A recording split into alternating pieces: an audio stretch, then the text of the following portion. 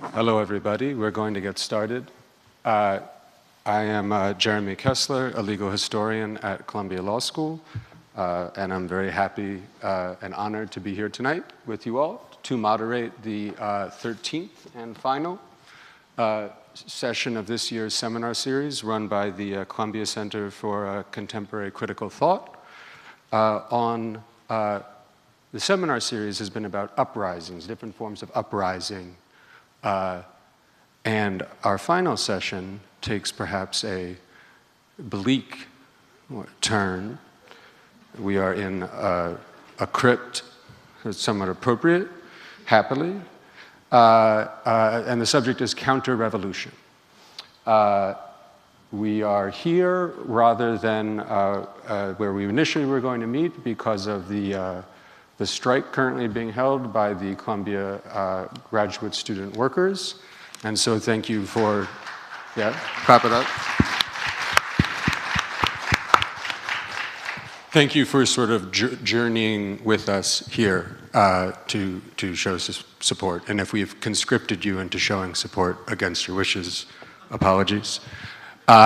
So I'm just going to introduce everyone, and then we're going to go in alphabetical order and hear some short opening remarks, and then a comment from Emmanuelle Saada, and then we will have perhaps some intra-panel discussion, and then open Q&A. So first, Malcolm Gladwell, who, among many, many other things, runs the Revisionist History podcast. I like it. I like the idea of it. My colleague, Bernard Harcourt, a professor of law at Columbia, and professor of law and political science at Columbia, as well as the head showrunner, executive producer, CEO, COO, CFO of the Center for Contemporary Critical Thought. With Anna. With Anna Krauthammer, who made this all possible. And then we will hear from Laleh Khalili. You did the hair. Hey. From SOAS, joining us from across an ocean, as is Max Tomba, Max Tomba. And finally, Emmanuelle Saada, who is a professor of history and French here at Columbia as well.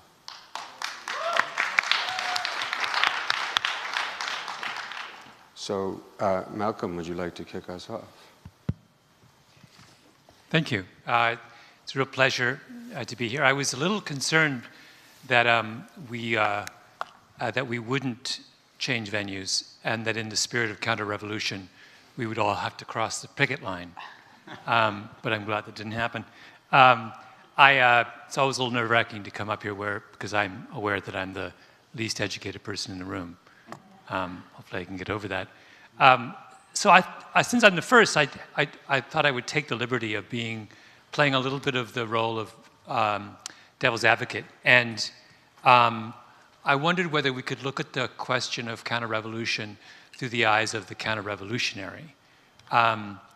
And wonder about their own perspective on how they do their job.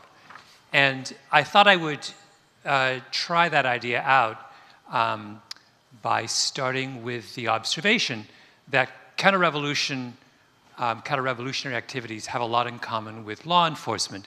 In fact, they're probably closer in spirit to law enforcement than they are to traditional military activities, for a number of reasons, chief among them that they are attempts at domestic control. And that's strikes me as a significant fact, because law enforcement, of course, has undergone an extraordinary transformation in the last generation. And the idea that counter-revolutionary activities might be informed by that particular revolution is quite intriguing. So the question I wanted to pose was, what can counter-revolutionaries learn from law enforcement? And there are three things that I want to touch on. One is about the depth of response, one is about the form of response, and one is about the duration of response to revolutionary acts. To start with the first, it is often forgotten now that up through the 1980s and early 90s, attitudes towards crime had really hardened into two camps. One was the kind of conservative, what might be called the essentialist camp, which said that there was very little that law enforcement could do to prevent crime. That crime was, criminality was something inherent in a person. It was a product of either of bad genes or of hopelessly pathological environments or of behaviors rooted in things so fundamental like mental illness or drugs or extended family pathology that the police were really had no chance whatsoever to prevent crime. All they could really do was to respond to it. And the chief proponents of this idea were the police themselves, who repeatedly, in the era of very high crime in the 70s and 80s, went out of their way to say to the public, don't blame us, there's nothing we can do about this. It's really up to, it's either, we are simply here to enforce the rule of law and respond to crimes after they occur. There was a parallel view on the left, which might be called the structuralist view, which accepted the basic premise that crime was deeply rooted, but said you could do something about it, but only if you chose to attack crime on the deepest possible level.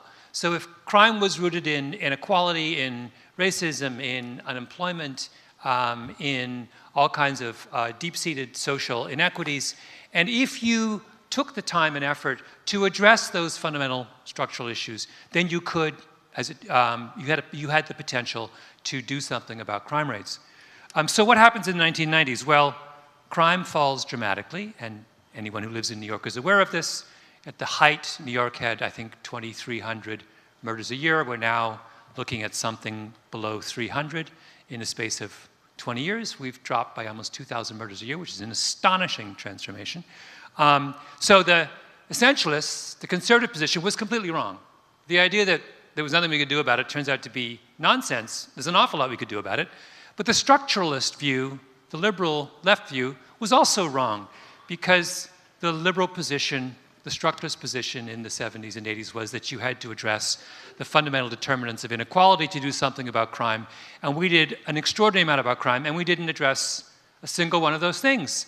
Last I checked, New York has probably as much racism, inequality, social pathology, mental illness, unemployment as it did back in the 80s. And yet, violent crime has essentially not entirely disappeared, but effectively disappeared. So as it turns out, the crime is its own thing. It's not connected to some kind of deep-rooted social pathology, and I'll come back to that.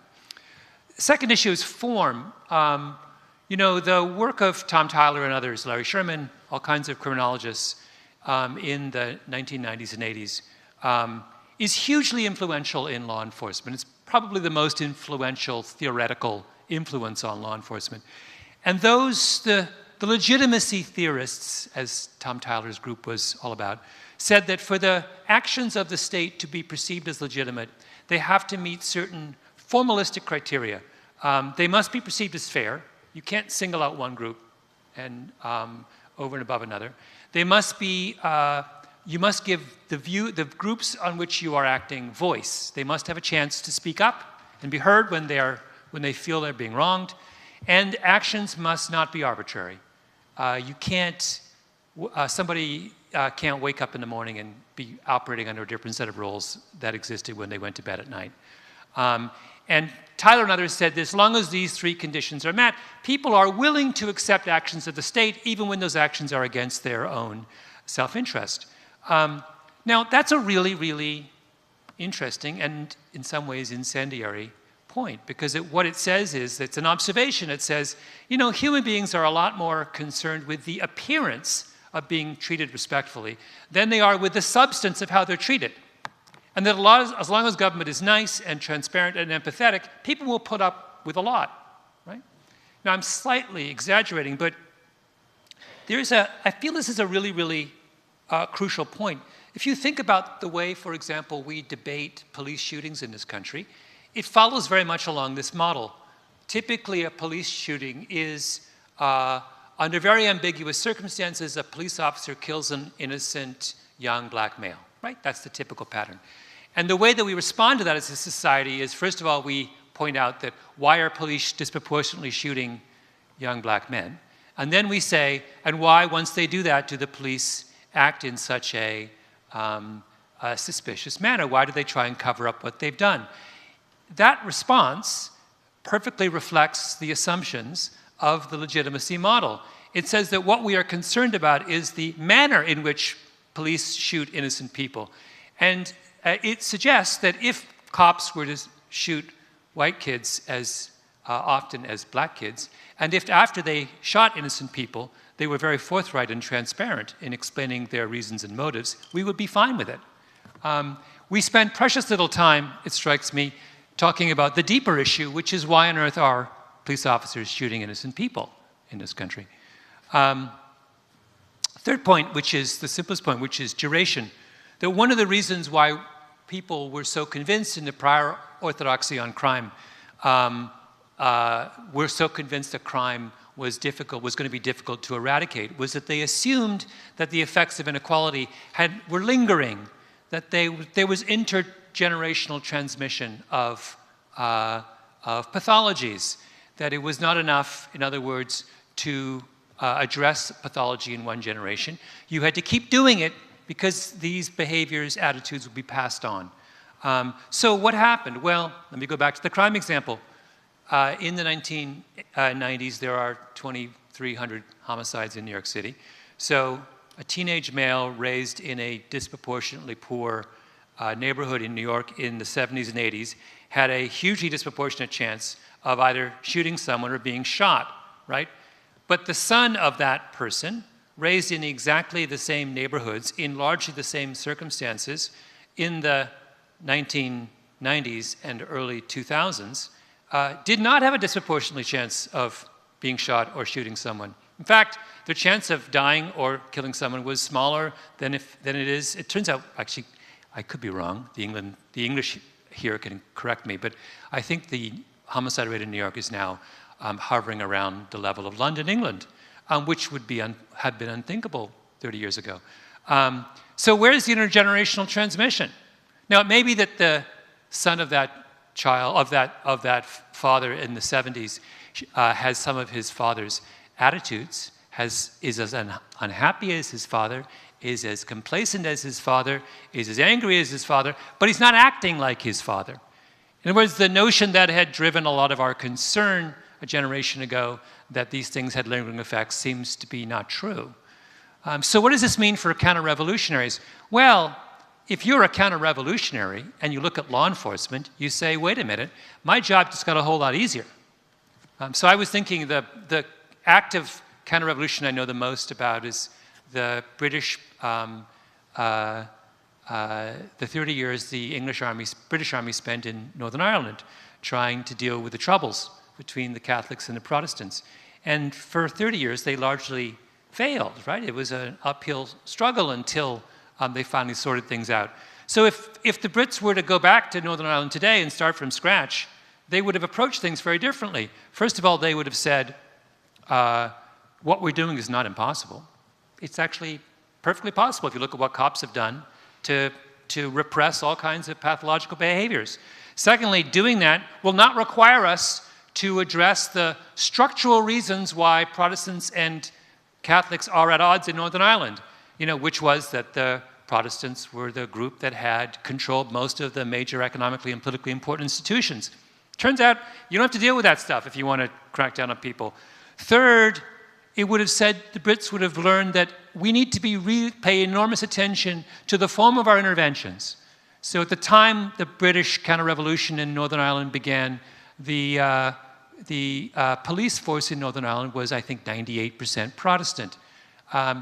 And when they were cracking down on the violence that began to spark in the late 60s and early 70s, in the beginning, they would respond disproportionately to Catholic acts of violence. Right? If you were the Brits doing this all over again, you would never do it that way. You would make sure your police force was half Catholic, and half Protestant, and you would make sure that every time you crack down on an act of violence in a Catholic community, you would follow up immediately by cracking down on an act of violence in a Protestant community. In other words, you would be just as repressive as you were before, but you would make sure that you were equally oppressive to both sides, and that would deal with a lot of your problems.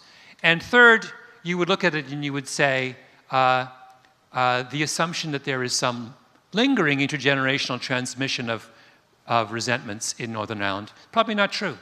We can probably clean things up in a generation, wash our hands, and go home.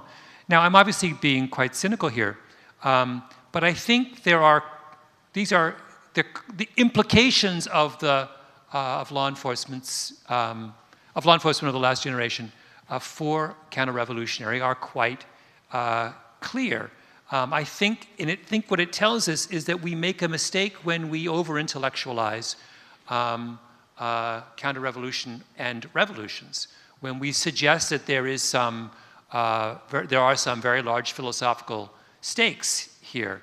Maybe there's not large philosophical stakes. Maybe this is not about battles between grand strategies. Maybe this is just about tactics. Now, does that make me happy? No. That upsets me. I mean, I happen to be one of those people who considers that the great discovery of law enforcement in the West over the last 10 years, which was that you can do something about the thing that scares the middle classes more than anything else, which is crime, without addressing a single pathology of disadvantaged groups. I happen to think that is one of the most damaging and problematic insights of social policy of the last generation. But that is where we are right now. And I think it suggests that when we think about counter-revolution and what it means, we need to come up with some kind of effective answer to that particular innovation.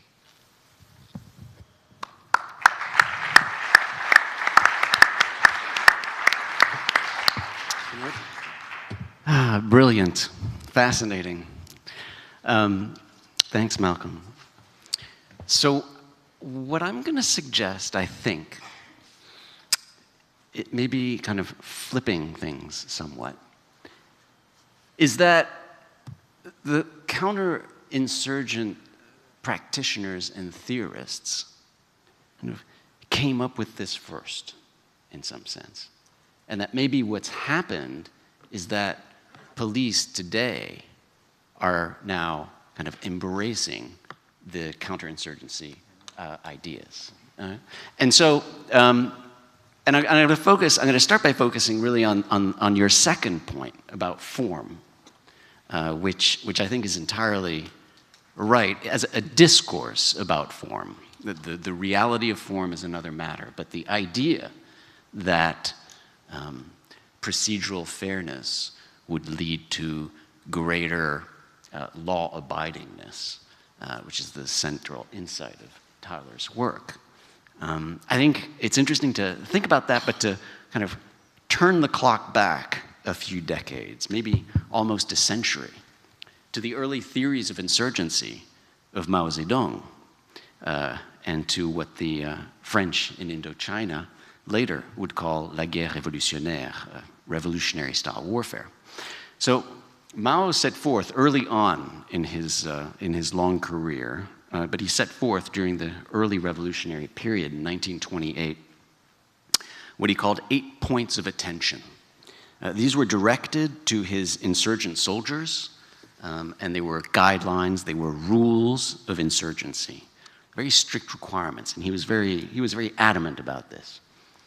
And the first of the 8 points of attention was talk to people politely.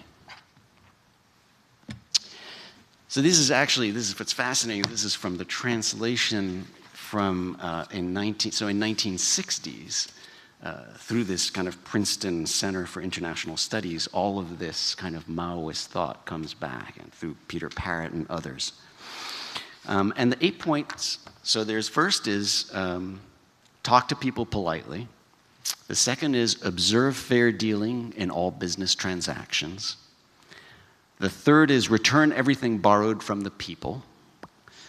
The fourth is pay for anything damaged. 5, do not beat or scold the people. 6, do not damage crops. 7, do not molest women, and 8, do not ill-treat prisoners of war, right? And you have there, kind of in a pristine form, right?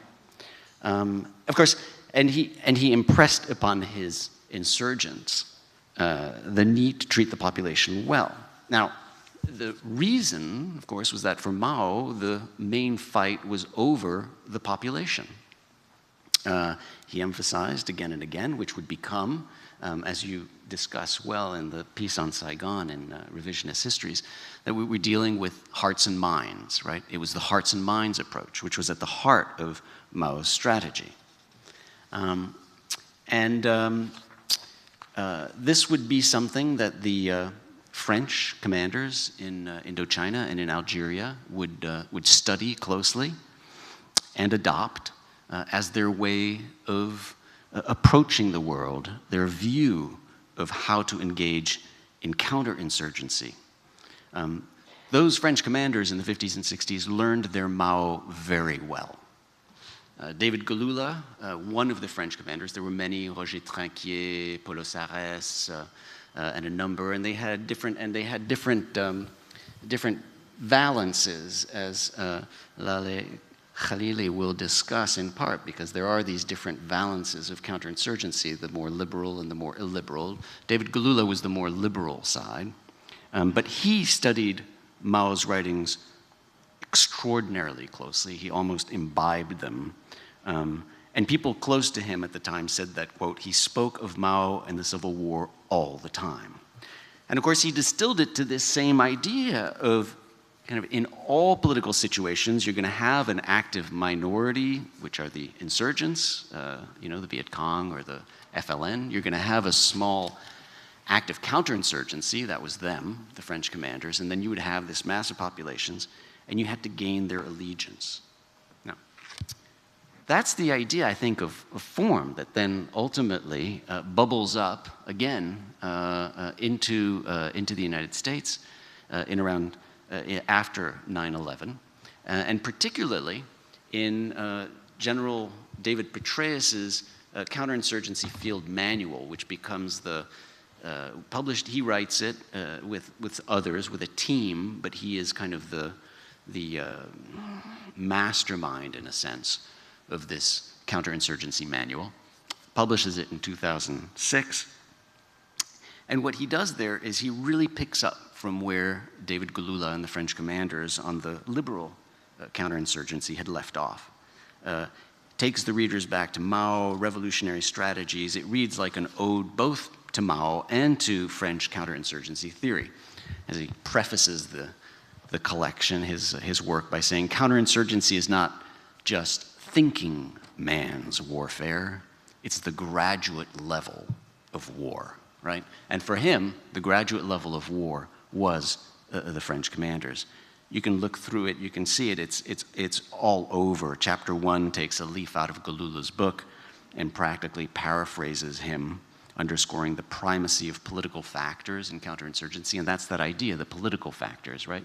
Neither the military nor the structural, but just the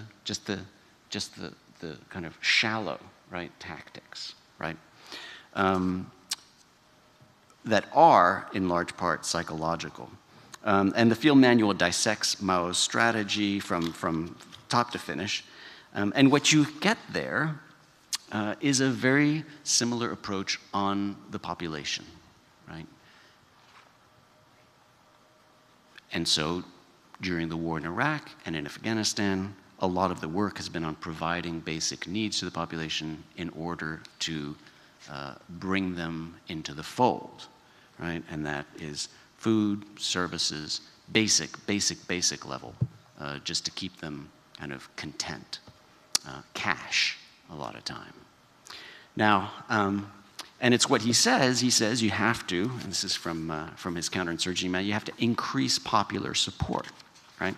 He writes, commanders should emphasize that counterinsurgents must remain friendly towards the populace while staying vigilant against insurgent actions, right? Friendly towards the populace. He accompanies, in 2006, his manual with another kind of memo that's got 24 points. And basically, the parallel between the 24 of his points and the 8 points of Mao are striking. Live with the people, he says. Walk, stop by, don't drive.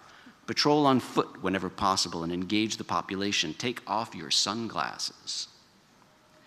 Right? Situational awareness can only be gained by interacting face-to-face, not separated by ballistic glass or Oakleys.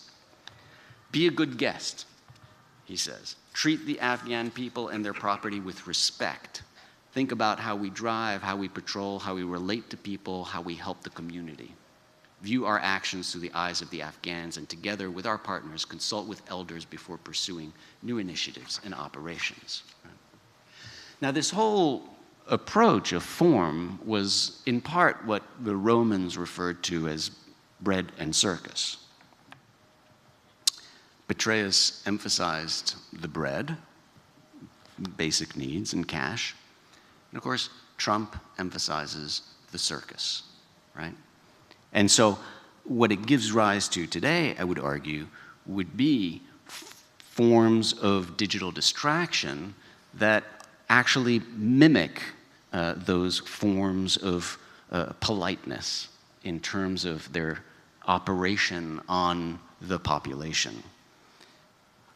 So right now what's going on is with these digital distractions and a presidency that is essentially kind of a daily TV show episode based on kind of reality TV, An Apprentice, with a kind of you're fired, so every day someone seems to get fired and come in and out, right? That is the equivalent, right, of being polite. It's working in a different way, hearts and minds, by simply distracting the vast majority. Okay.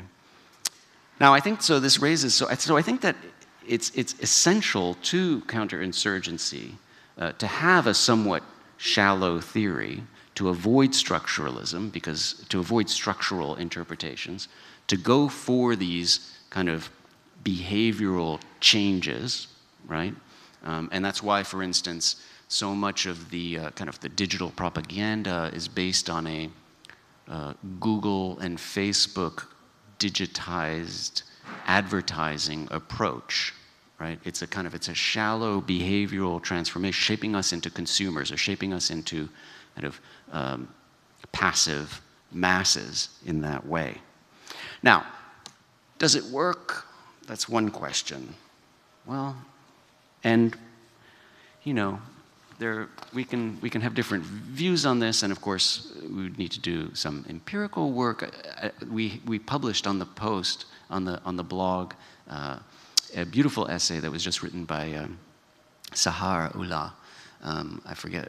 I'm not sure whether Sahara was able to make it this evening, but it's a beautiful essay about her very recently, just a few days ago, getting, quote, randomly searched at a subway stop in Brooklyn where she lives. And it's interesting there because she talks about the fact how the police officers were smiling. They had these apologetic smiles, she writes. And she was noticing, of course, that all three officers were black and brown, right? But there she was, and she wears a veil. And she didn't think that it was random. And she certainly came out of the experience feeling that she couldn't smile.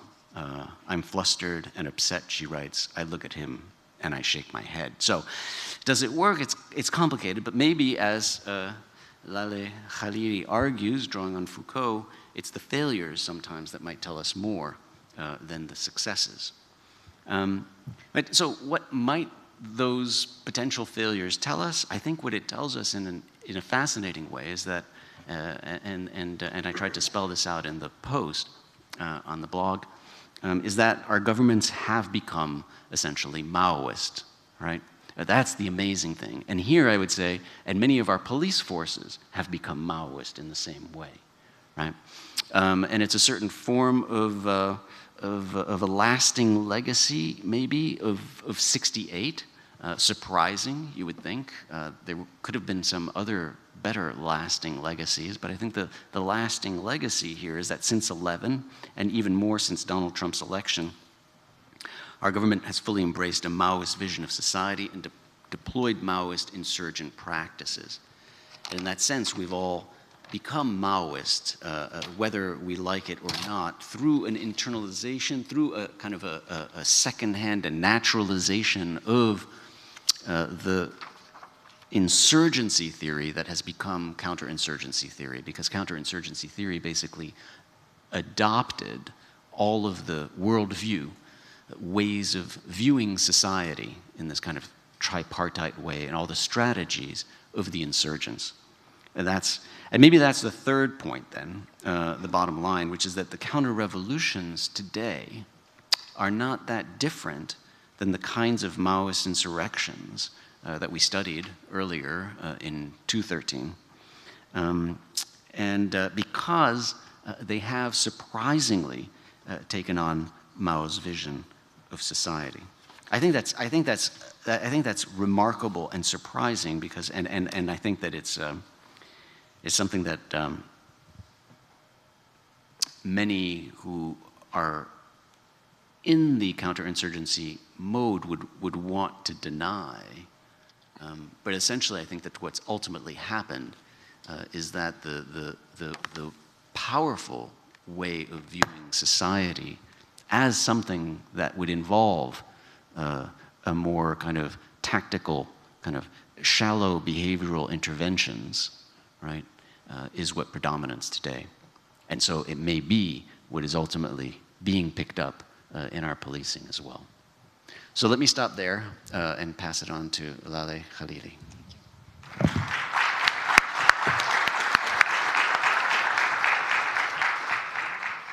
Before I start, I want to say thank you to Anna and to Bernard for having me here. It's very exciting to be here because I actually got my PhD from Columbia. So that was part of the reason also why I really didn't want to cross the picket line, because at the time that I was a grad student here, we unfortunately failed at unionizing. So in some ways, it was very important for me that we stand in solidarity with the grad students, particularly because we also in the UK have just had a 4-week strike because they're screwing us with our pensions, excuse the language. And so in some ways, the idea of crossing the picket line just after those 4 weeks of standing in a blizzard and begging people not to cross it, was not possible. The last comment before I launch in is to say that I'm extremely intimidated to be sitting here. Not just because this is a crypt and it's glorious, but also because, interestingly, as all of you know, this is also where Martin Luther King gave his Vietnam speech, which was the speech that he gave a year to the date before he was assassinated. So in some ways, there are kind of serendipitous, fortuitous, quite grim, actually, associations here between those. Now, originally, I wanted to speak about the socio-political aftermath of counterinsurgencies. I've written a book and a whole bunch of articles about it, so I didn't want to sort of rehearse the contents of that. But what I want to do a little bit, after what Malcolm and Bernard have spoken about, is a little bit about the traffic that happens, the leakage of knowledge that happens in a lot of different areas before I move on to the socio-political aftermath. There's, of course, the leakage of knowledge, the transfer of knowledge between different kinds of counterinsurgents. As Bernard talks about, Petraeus was very interested in Galula and the French, as well as, of course, the British. Jordan Camp is sitting here, who's spoken about the traffic between, he's at Barnard, and he has written about the traffic between counterinsurgency practices and policing practices in the US. And the traffic goes both ways. Of course, absolutely, the current policing practices are very much influenced by counterinsurgency practices. And in fact, a lot of the equipment also have come back. As I write in my blog post, Ohio State University has armored personnel carriers that were used in Iraq. But the traffic also goes the other way around. So a lot of the cells, for example, the design of cells used to hold people in Guantanamo and elsewhere come from supermax prisons that were invented here. And so there's a kind of a constant circulation of knowledge between police and militarization. And even basic kinds of police technologies actually have counterinsurgency and counter-revolutionary histories in colonial policing. So fingerprinting was invented by the British in India. And it was first used to capture quote-unquote terrorists who were nationalist Indians fighting against colonialism. So there's an enormous amount of circulation there. I actually was hoping to hear about Malcolm talk about the image that he's given, and it's on the blog, about May Elliot doing interviews for RAND with prisoners, because what that triggered for me. So there's another set of circulations there.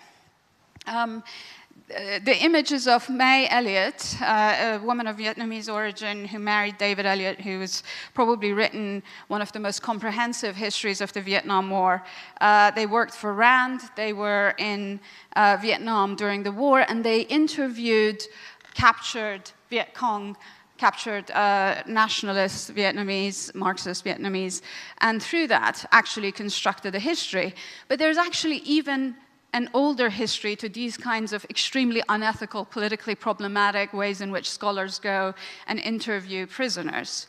I'm sure any of you guys who is doing comparative politics or has done comparative politics at Columbia has been exposed to the modernization theorists of the 1960s, among whom they've been largely discredited, even if the effects of their work remains in a lot of the kinds of political science that tends to be taught. But one of the main modernization theorists then died recently, was Lucien Pai, who was an expert on China. He actually had also done interviews with captured, imprisoned Chinese guerrillas, but in Malaya in the 1950s, when there was an anti-colonial insurgency going on there. And in fact, his exposure to the kinds of reasoning that those Chinese guerrillas, ethnically Chinese guerrillas, they were Malayans, his exposure to the kinds of reasoning that they espoused for their insurgencies was at the bottom of modernization theory. So in some ways, that circulation of ideas of insurgency leaks also into the kinds of knowledge that we, as academics, are fed and feed our students. It is quite extraordinary, the extent and reach of this. And then there's also a British element to all of this. I teach in Britain, and so it tends to loom large in my view, but Bernard is absolutely right that there is a way in which counterinsurgents learn from the insurgents, and of course insurgents learn from the counterinsurgents. The person that I'm really fascinated with is a guy called David Kilcullen, who is Australian, but he was a guru of counterinsurgency for a lot of people. And he famously wrote an article called 28 Articles, precisely about the kinds of tactics that were needed in the battlefield for low-level officers in order to conduct good counterinsurgency. And where he had borrowed those 28 articles and adapted them was from T.E. Lawrence of Arabia, an article he had written called 27 Articles. But what was interesting about that was that T.E. Lawrence was not writing the 27 Articles as a counterinsurgent. He was writing it as a British instigator of an Arab insurgency against the Ottomans. Get your head around that. And so there is this particular kind of traffic that happens, this circulation that happens in all sorts of ways and across all sorts of political boundaries. And I think that that is one of the really significant aftermath effects of counterinsurgencies, is the circulation and normalization, absorption and adaptation and adoption of this knowledge. But the second thing that I wanted to talk about, and it was originally what I wanted to focus on, is the ways in which counterinsurgencies also have much longer term, much slower moving, often quite invisible aftermaths. In Iraq, in Baghdad, in Baghdad and elsewhere, as part of the US counterinsurgency, one of the tactics that was used was to separate populations that they felt would be engaged in sectarian warfare. The separation of the populations translated into walls being built between neighborhoods and checkpoints. In Fallujah, for people's religious sectarian affiliations being put on their ID cards. And of course, the effect of this is a spatial transformation, but also transformation of identities, a hardening of identities, where people before may have had much more fluid movement between Sunni and Shia, for example, having their Sunniness or Shia-ness essentially documented in some ways cuts off that fluidity. Neighborhoods that are walled off from others lose their mixed character. This kind of homogenization of neighborhoods in the aftermath of counterinsurgencies is one effect. Another that we're seeing right now happening actually in Syria is the ways in which all the different kinds of villages that have been cleaned out in some ways by the Syrian regime, or where people have migrated, whether internally or as refugees outside the country. Within the last couple of weeks, the Syrian government has passed a law in which they want to go around and register people's ownership of their properties. And they're only given 30 days in order to claim a property as their own. And if they don't, that property reverts to the government. And in some ways, what this does is a transformation, a wholesale transformation of the property regime, essentially throughout the whole of Syria, or at least the bits of it that have been captured by the Syrian regime. I think this is quite a significant transformation. Again, it is one that affects populations, their ability to live in a place, and again, the notions of conviviality, who can live with whom can live where. And these have longer-term effects. There's also, of course, there are new modalities of management and business that emerge out of these counterinsurgencies. New government organizations are established, new institutions that come out of this. And as you know, institutions are sticky. People who are in bureaucracies like to protect their jobs. So even in the aftermath of a counterinsurgency, once the war is finished, people find ways to justify the maintenance of the organizations, the institutions that were set up during the war. And so new forms of management of populations emerge. And finally, one of the other ways in which I think this aftermath ends up having quite a significant effect is by creation of new forms of business. I think Eric Prince, all of you, I'm sure, know who he is. He is the brother of Betsy DeVos. He was the founder of Blackwater. And he now lives in Abu Dhabi, and he has lived in Abu Dhabi for the last 10 years or so, providing his services in setting up a sort of a special operations force for the Emir of Abu Dhabi, but also, and interestingly, setting up what is called a frontier investment consulting firm, which what it does is it provides logistics, security for logistics, insurance for logistics in East Africa. And the primary client are the Chinese investing in East Africa.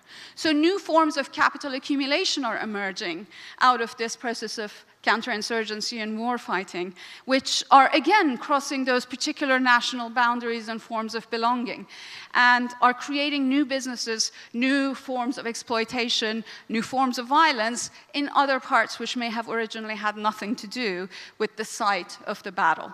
And I think that the ways in which these ideas, these practices, these institutions, these forms of violence tend to radiate out of these battlefields is one of the things that we haven't really reckoned with, because often these, again, as I said, tend to be invisible. Who's going to think about the Chinese investment in East Africa when we're thinking about the Iraqi counterinsurgency? And I think those connections are things that we need to excavate and look at, because I think that in some ways that will also allow us to understand the sort of the after echoes of what it is that we do, how we fight elsewhere. With that, I'll go on ahead and pass on to Max. Thank you.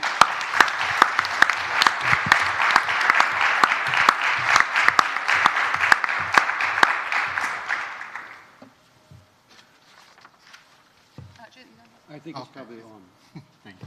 Oh, I think it's you. No, that's okay. Yes. Thank you. In order to be in dialogue with my colleagues, I changed a little bit my presentation, and I would like to start with a question that can link insurgency and counterinsurgency, or revolution and counter-revolution. And maybe we should distinguish between these terms. So revolution is not an insurgency, and the other way around.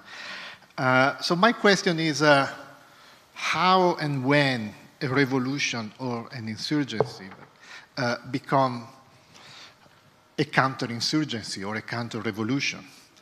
And when a revolution becomes a state, if you want, and has to preserve unity, and has to synchronize the country because so many different things are out of sync.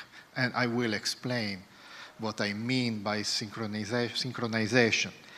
Because if we take an example from the perspective of the French sans-culottes during the French Revolution, basically the Jacobins in 1793, they were no longer the representative of the revolution, but they were the representative of a counter-revolution because they crushed the sans-culottes assemblies, and they crushed their own forms of institutions, which were based on a kind of a plurality of authorities and institutions like the imperative mandate.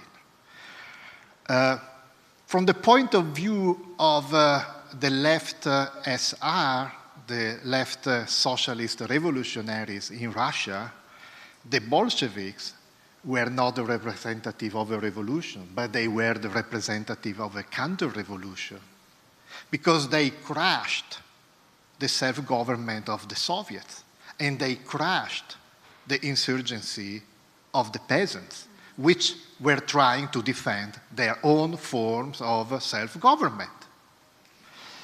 So I think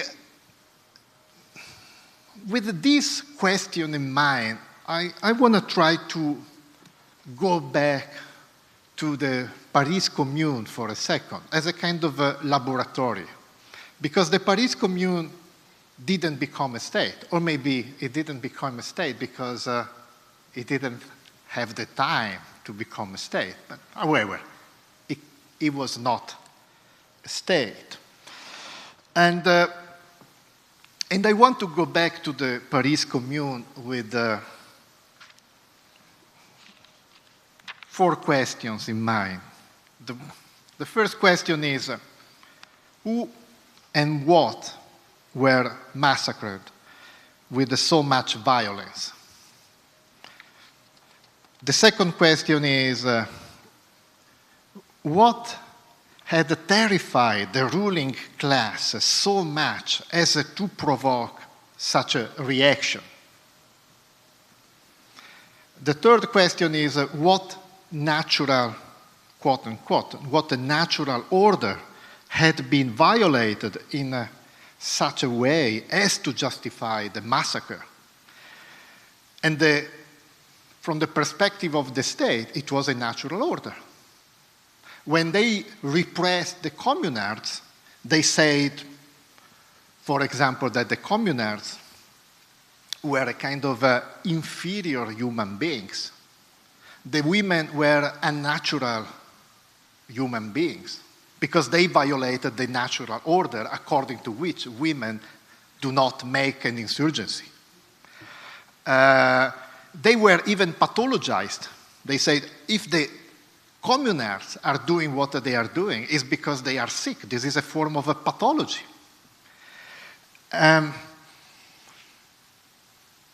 So from the perspective of the counterinsurgency, the insurgency was a pathology. If you want another example, from the perspective of the European ruling class, if we want to call it in that way, the Bolsheviks' insurgency was a kind of a pathology. But what I think is even more interesting is the fact that very often it was said that the Bolsheviks are not European, and for that reason they are doing what they are doing. So it's a kind of a non-European thing that is going on in Russia. Is an Asiatic form of rebellion, cannot be European. So there is an attempt to define insurgency as something that is non-natural, non-European. That's something that violates the order. And we know the story of the massacre of the communards. But my last and fourth question is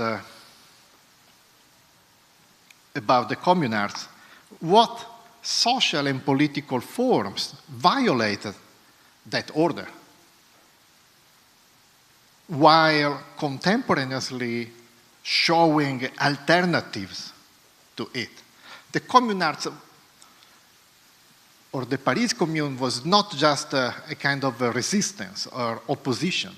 The communards were able to create and invent and experiment new institutions.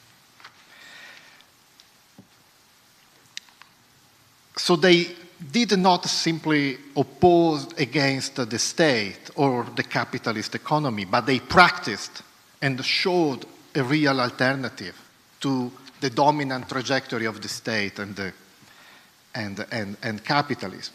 How? In many different forms. First of all, they experimented with a kind of a plurality of authority instead of the monopoly of the power by the state. So the opposition is plurality of authorities and powers. In the experiment of the communards, many authorities, many powers, assemblies, associations, and the monopoly of power by the state, the nation state, the sovereignty. New institutions, they experimented the imperative mandate, an institution that they reactivated from the Middle Ages, in which sovereignty was divided, was split in many different powers, and was not monopolized. They experimented collective rights instead of individual rights. Or sometimes they try to combine both collective rights and individual rights. At a certain point, they said, okay, the Declaration of Human Rights is written, but they are individual rights. It's time to write a Declaration of the Rights of the Groups. They question national citizenship. And actually, national citizenship was abolished in the form that you become citizen by participating, taking part in the assemblies and associations. So citizenship was not a legal concept, it was a concept related to a political practice. And then property. The communards didn't expropriate property. They didn't put property in the hands of the state. They redefined property through a different conception of the use of things and possession. But in case we can talk about that. So, but it's another dimension that defines a different trajectory, the alternative trajectory that was crashed. So, my point is what is the lesson that we can learn from the massacre and the destruction of the Commune? In 1957, the Italian Amedeo Bordiga wrote a short essay whose title was Lesson of the Counterrevolution, from Spartacus to Stalinism. According to Bordiga, Stalinism was an example of a counter-revolution. So the question is what the lessons of a counterinsurgency look like today. And I think from the perspective of the communards, for the reason I said, the alternative of the plurality of authorities, powers, and associations was the real alternative that terrified the state and was crushed by the state. So the opposition is the monopoly of power by the state versus this plurality, this experiment with the power, citizenship, new forms of participation and representation. And from that perspective, the state, from the perspective of the communards, the state was just a very efficient mechanism of organized and centralized power in the name of the unity of the nation in order to preserve stability, security, and so on. So the binary opposition becomes something different now, because on the one hand, we have a security, stability, unity by the state, organized by the state, by the monopoly of power of the state. On the other side, if we play, as the communards did, with a plurality of authorities, the risk is a certain degree of instability. The risk is some conflict. The risk is some insecurity. What I want to say is counterinsurgency, if we assume that the binary opposition, is not something like an evil anomaly of the state, but is just the way the state has to preserve unity, stability, and security. But from the perspective of the communards, this is just the way the state works. Let me put it in a very dramatic way. The communards would have said, look, if you want the unity of the state, if you want the sovereignty of the nation state, the risk of a plurality of powers is not tolerable. The risk of a plurality of power has to be avoided immediately, because that plurality of power can lead to conflict, insecurity, and instability. So what I want to say is, as a kind of a self-reflexive question, are we able to accept a certain degree of instability and insecurity in order to open up that experiment with the plurality of powers? Or we think that unity, security, and stability are the real values and principles of the state, and we are not ready to give up on them. And therefore, I would say, or the communards would have said, let's assume that the counterinsurgency is just the way you preserve unity.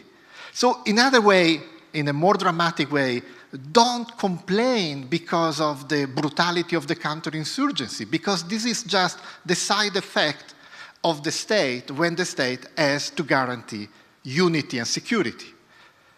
Different is the discourse if we are able to assume some insecurity and instability that is related to the alternative trajectory of the communards, that alternative trajectory that was crushed. Yeah, I think this is my point.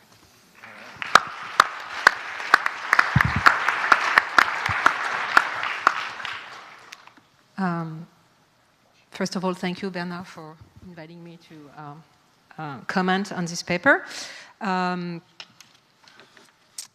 It's it's not easy because they go in many different directions. I suppose I'd like to ask two questions to the panelists in general, two questions which might be actually one question. One is conceptual, and the other one is maybe more historical. The conceptual question is about the relationship between counter-revolution and counter-insurgency. And the historical question has to do with how the knowledge generated by counterinsurgencies and the tactics associated with them, with this knowledge, travels from one time to the other, from one period to the other, and maybe also from one place to the other. Bernard, you insisted on the here and now, the very contemporary. At the same time, your paper and your presentation were haunted by the specter of colonial wars, right? The Algeria War, the Indochina War. And you told us that Petrus picked up from Galula after 9/11. So one of the questions is how the pickup works, right? So I would like to say that maybe to push you a little, all of you, toward some degree of clarification, I would like to note a parallel, on one hand, between a constant slippage from the concept of counterinsurgency to that of counter-revolution. So on one hand, almost you use those terms almost indifferently, on one hand, and on the other hand, in terms of the examples you give, the empirical evidence, we go from the spectacle of a war that is staged.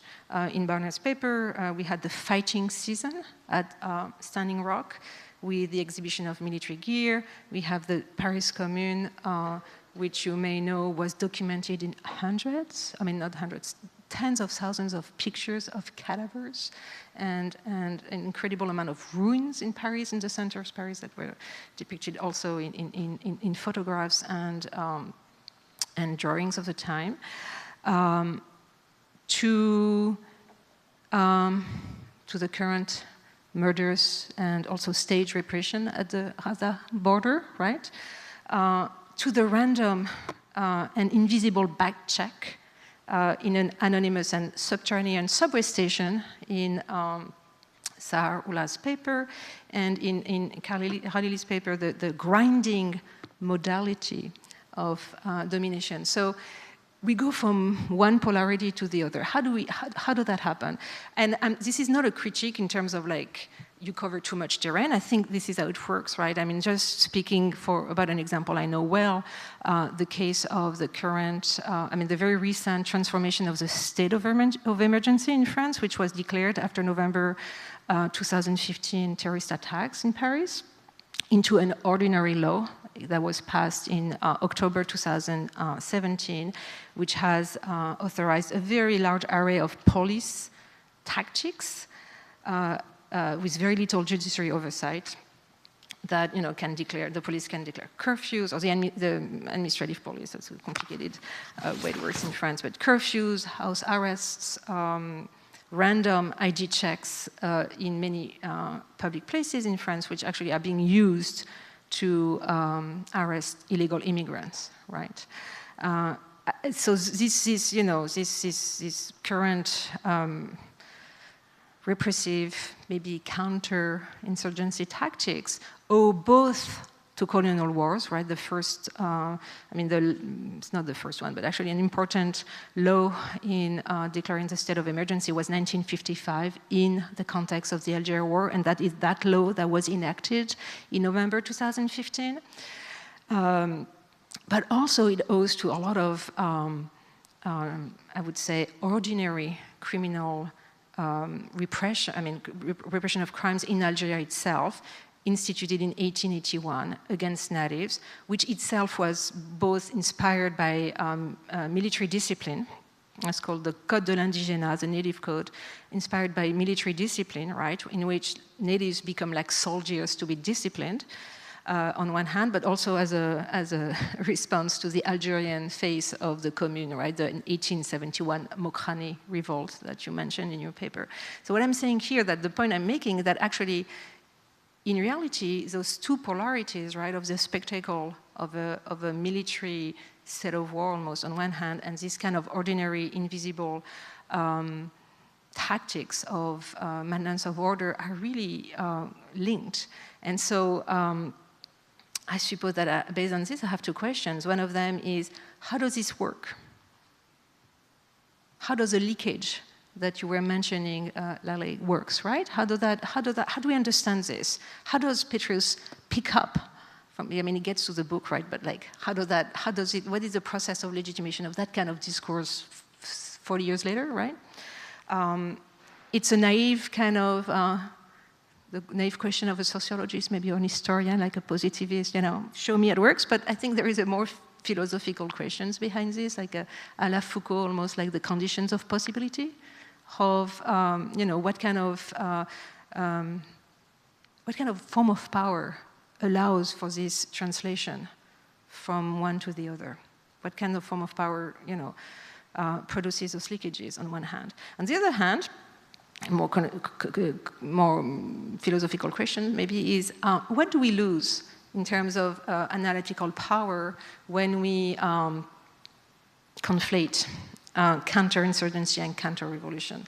After all, historically, at the root of the counter-revolution, in the work of Burke, of Joseph de Maistre, right? The counter-revolution is based on the very idea that you cannot transform the social fabric, that that society is animated by organic processes, right? Blind processes, impervious to human thinking, to maybe impervious both to strategy and tactics, to use Malcolm's vocabulary. So for the counter-revolutionaries, all revolutions are bound to fail because they have the illusion of that they have the illusion of their own constituent power, right? And counterinsurgency is the opposite of the counter-revolution to some extent, right? Everything, if I understood what Bernard was telling us well, one of the assumptions at the root of counterinsurgencies is that with tactics, you can transform deeply the social fabric. You can win hearts and minds. You can identify and control an internal enemy. You can perpetuate indefinitely a state of war. So for me, those concepts are actually not interchangeable or synonymous, and they are very, very opposite valences. So I'd like a little more clarification on that. So Bernard, if or when our government is Maoist, aren't you saying that it's both involved in a permanent counterinsurgency, and at the same time it's maybe the most revolutionary government of all? Thank you.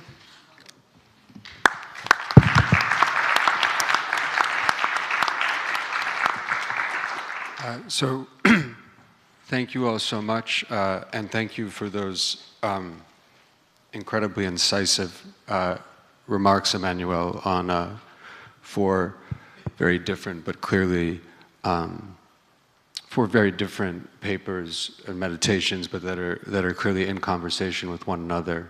And I really think you brought out some of the most severe tensions that are kind of at play.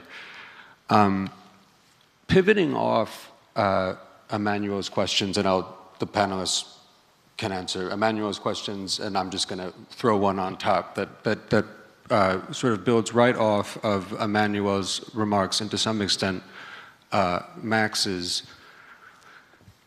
I mean, so Emmanuelle finished by asking about the slippage between counterinsurgency and counter-revolution, and Max also noted that and queried why one would conflate those 2 terms. And I think that's a very good question.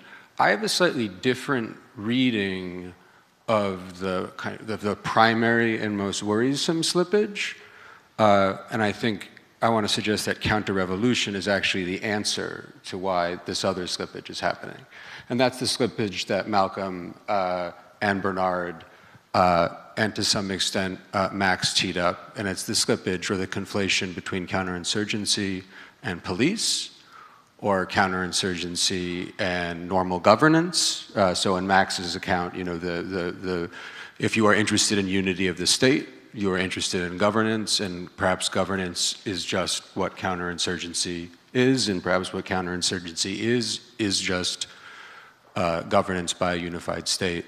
And similarly, Malcolm and Bernard in particular pointed us to, and Lades pointed us to, in the colonial context, this slippage between normal policing or quote-unquote normal governance and counterinsurgency. Why are we so quick to see these phenomena as similar? Now, obviously, there are historical roots that Bernard teased out really beautifully. There are historical roots to the slippage between police and counterinsurgency, and there are obviously conceptual connections as well. But my worry, I guess, is that the reason why it is so obvious to us in a way that police and counterinsurgency and governance are all of a piece is because the counter-revolution has happened. Because we are living in a counter-revolutionary world, we are living the effects of what is really a punishing series of counter-revolutions from the early modern period to the present that have sort of continued without much secession. And that it is, and that, so that's a very bleak thought. I mean, the positive spin on it is that is in terms of a warning, that that I feel there's a danger in becoming too fascinated by all of these affinities between governance and policing and counterinsurgency, because I really do think to some extent those affinities and almost the kind of aesthetic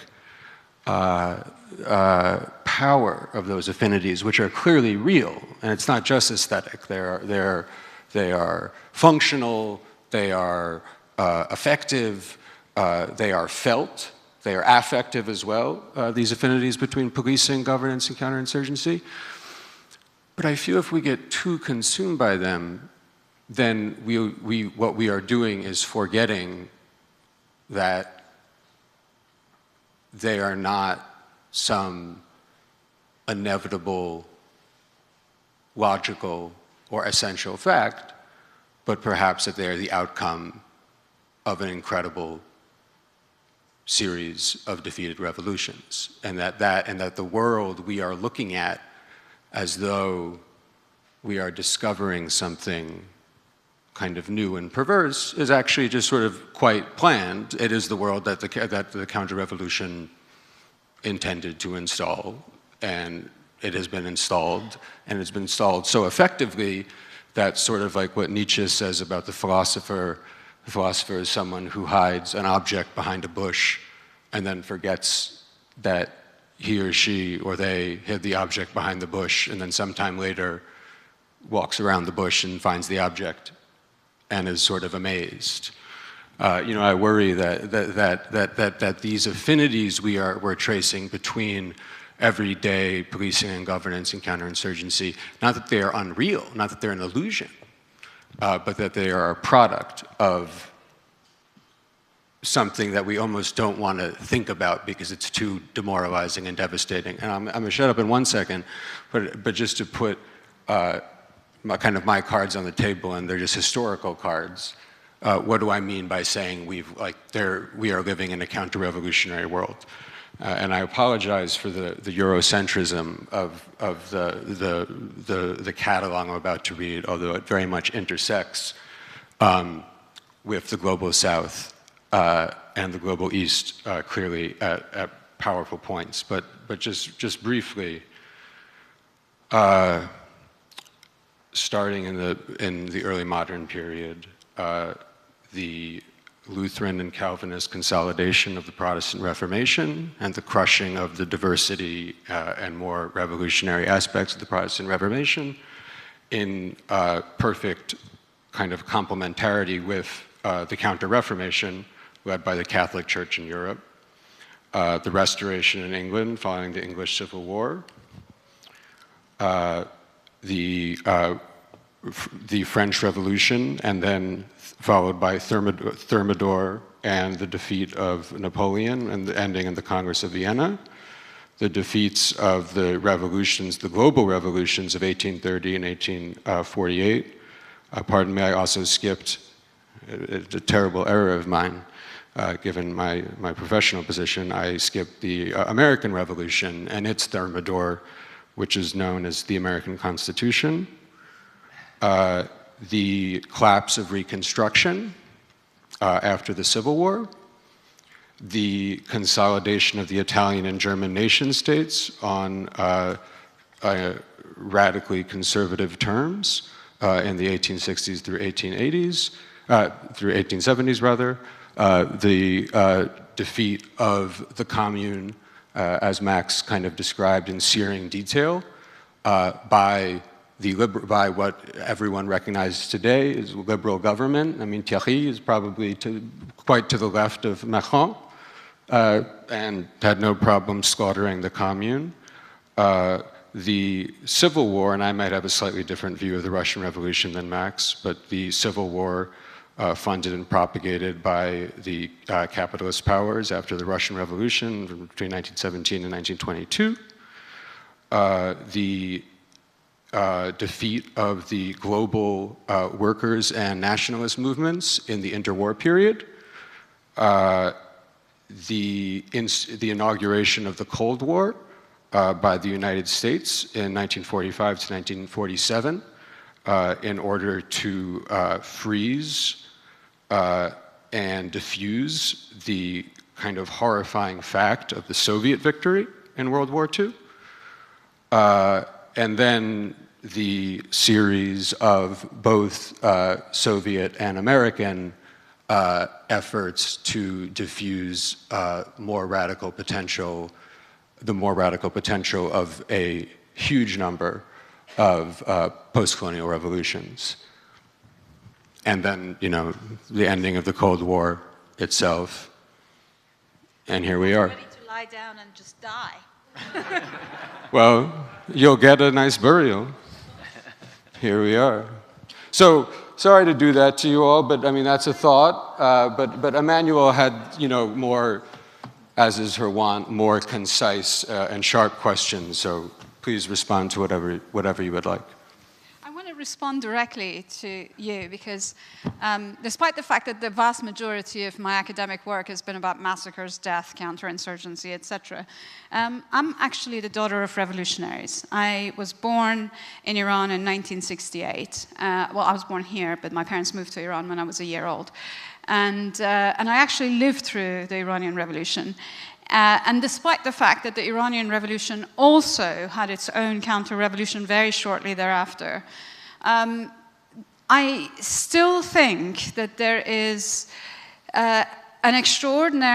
first of all, there's an extraordinary moment of hope in the immediate aftermath of revolutions, which I think we always underestimate in its importance for subsequent transformations. It is the opening of a possibility, which I think, in a way, prevents me from lying down and dying right now. So that's the first thing. But the second thing is that famous apocryphal story about Kissinger asking Chou En-lai, what do you think about the French Revolution? And he said it's too early to tell. And that is that revolutions are followed by counter-revolutions, and often, very often, followed by wars, which include extraordinarily destructive counterinsurgencies. And yet, in the longer term, over the course of 100 or 150 years, there are transformations made that make this generational sort of revolutionary movement something more than that short-term originary defeat. And I just really want us to think about that, because I think we are living in a really grim moment. People who are friends of mine on Facebook know I'm a prolific Facebooker, and I just had to come off Facebook because it was too depressing, everything that was coming across. So I think it is really important for us to remember that there is hope, because despite the counter-revolutionary moment, it's still too early to tell. I do have to say that. Just one, the fact that you're mentioning of Kissinger and Joanne, I of course left out the defeat of the Cultural Revolution, and and Bernard's. I mean, I don't think it's just a pun or an accident that Bernard sees in contemporary counterinsurgency techniques, Maoism. It was incorporated into the post-Cultural Revolutionary Chinese state. Anyway, but I'm all for hope. Yeah, me too. I just wanted to address the slippage between counterinsurgency and counter-revolution, but maybe you wanted to jump in first, or do you want to jump in first? I'll jump. Okay. In part, I wanted to address that question, which Emmanuelle raised, and is part of your question as well, because I feel a little bit responsible for the slippage in part in defining this as counter-revolutions, but then talking so much about counterinsurgency. So the reason, so let me make 3 points. First, the first one is that I'm using the term the counter-revolution in an idiosyncratic way that shouldn't, that involves a slippage, but that shouldn't distract us too much maybe in this conversation. So I'm using the term the counter-revolution in the book I just published called The Counter-Revolution as somehow in an idiosyncratic way to represent the idea of a form of governing through counterinsurgency where there no longer is an insurgency, right? So, in other words, what we've done in this country by kind of domesticating counterinsurgency theory, domesticating it. I mean, we developed it abroad in the colonies. The French developed it, the British developed it, the Americans developed counterinsurgency theory, applied it to colonial populations, but then brought it back home in the way now that we are governing our own citizens. Total information awareness, which is prong 1 of counterinsurgency theory, targeting, creating a phantom insurgency, all Muslims, for instance. Trump's language about Muslims is basically creating an insurgency and trying to exclude it. And then all the forms of hearts and minds that we're doing in terms of distraction and other forms of digital propaganda. My argument is that we're using that on ourselves, but that there isn't an insurgency here. And so in that sense, I'm using it in an idiosyncratic way, that the counter-revolution is a mode of governing, a governmentality, through a counterinsurgency governmentality that we've now applied without an insurgency, right? And that's the way we govern. So that's an idiosyncratic, but I could kind of like put it aside maybe for the conversation here, or not, but we'll see. So then the two more defined ways of not letting these slip into each other is that, well, I think that we've talked a lot in the seminar earlier about the differences between a revolution and an insurrection or an insurgency, and that was in part the difference between the modern concept of revolution that Etienne Balibar and Gayatri Spivak and Simona Forti talked about during the first seminar, which was the Koselleck notion of a modern conception of revolution as a revolution that is a total social change, a social revolution, a social transformation, not just a political transformation, not just a coup d'etat effectively, or a political revolution, or a change from monarchy to democracy, which was the way in which these revolutions were sometimes thought of, but as a total social transformation of society. And that is classically how we would think of revolution versus an insurrection, which is already the Maoist way of thinking about insurrections or uprisings or all these kind of riots and revolts, etc., that we've spent a lot more time dealing with over the course of the year. So that is a distinction that I think you can avoid slippage between those. Sometimes it's useful to keep those separate. And I think that also you can avoid slippage between a counterinsurgency and a counter-revolution. I mean, the way to avoid slippage there, I think, if you want to be very kind of analytic about it, is to think that a counterinsurgency, well, if you keep the distinction between insurrection and revolution, then you've already got that. But the other one is that a counterinsurgency would be a form of a type, a subtype of a counter-revolution, because it's going against an insurrection through these kind of behavioral mechanisms that Malcolm was describing as well.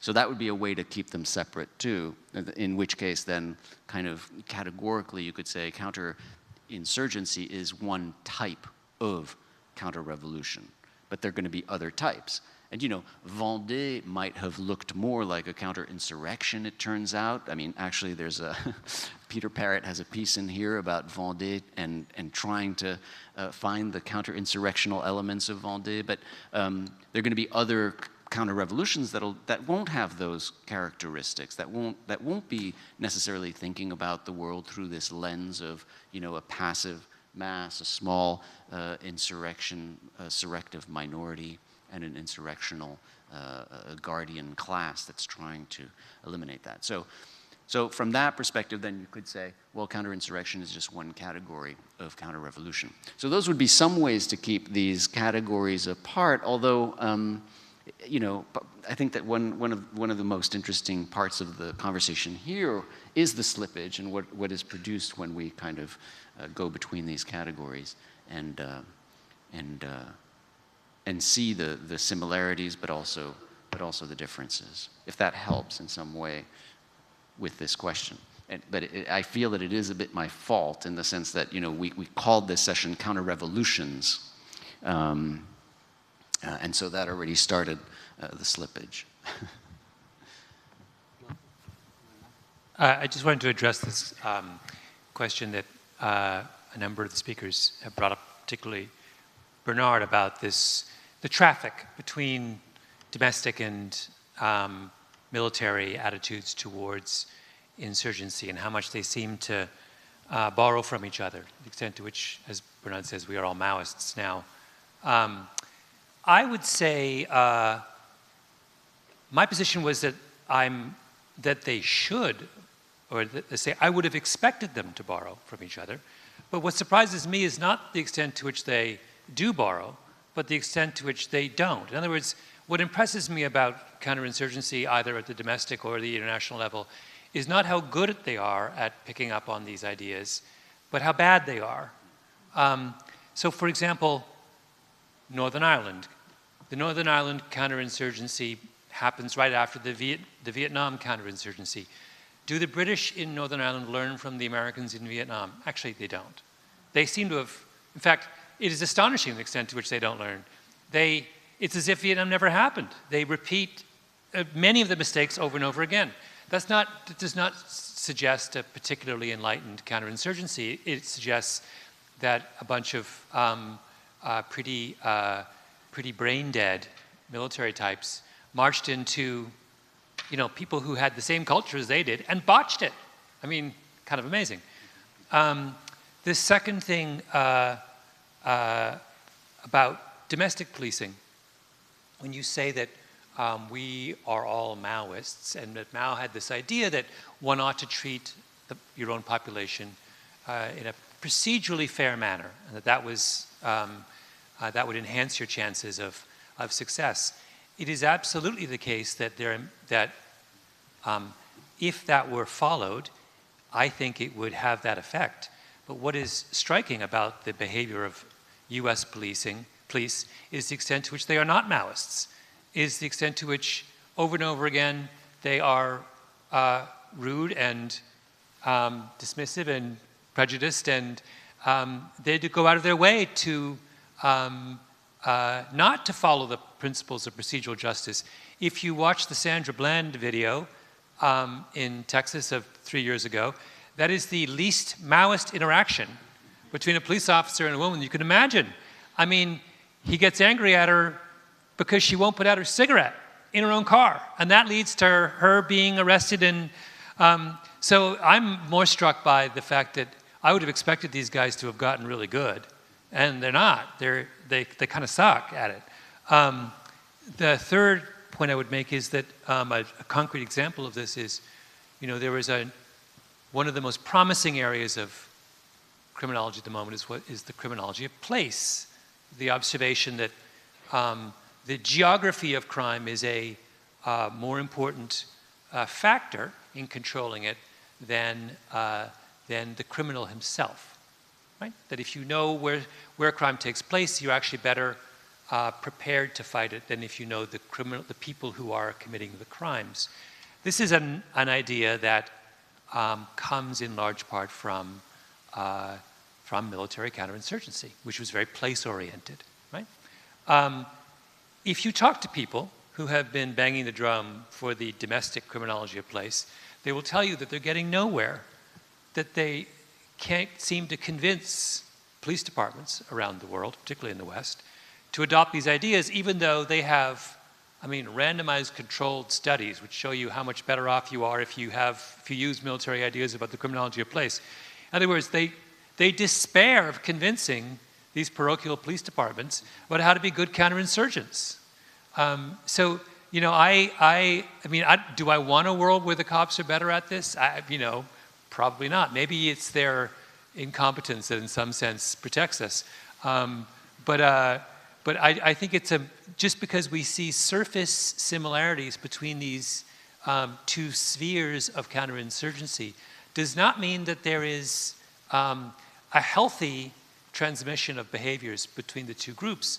In fact, I'm more impressed by the extent to which they don't seem to be learning from each other.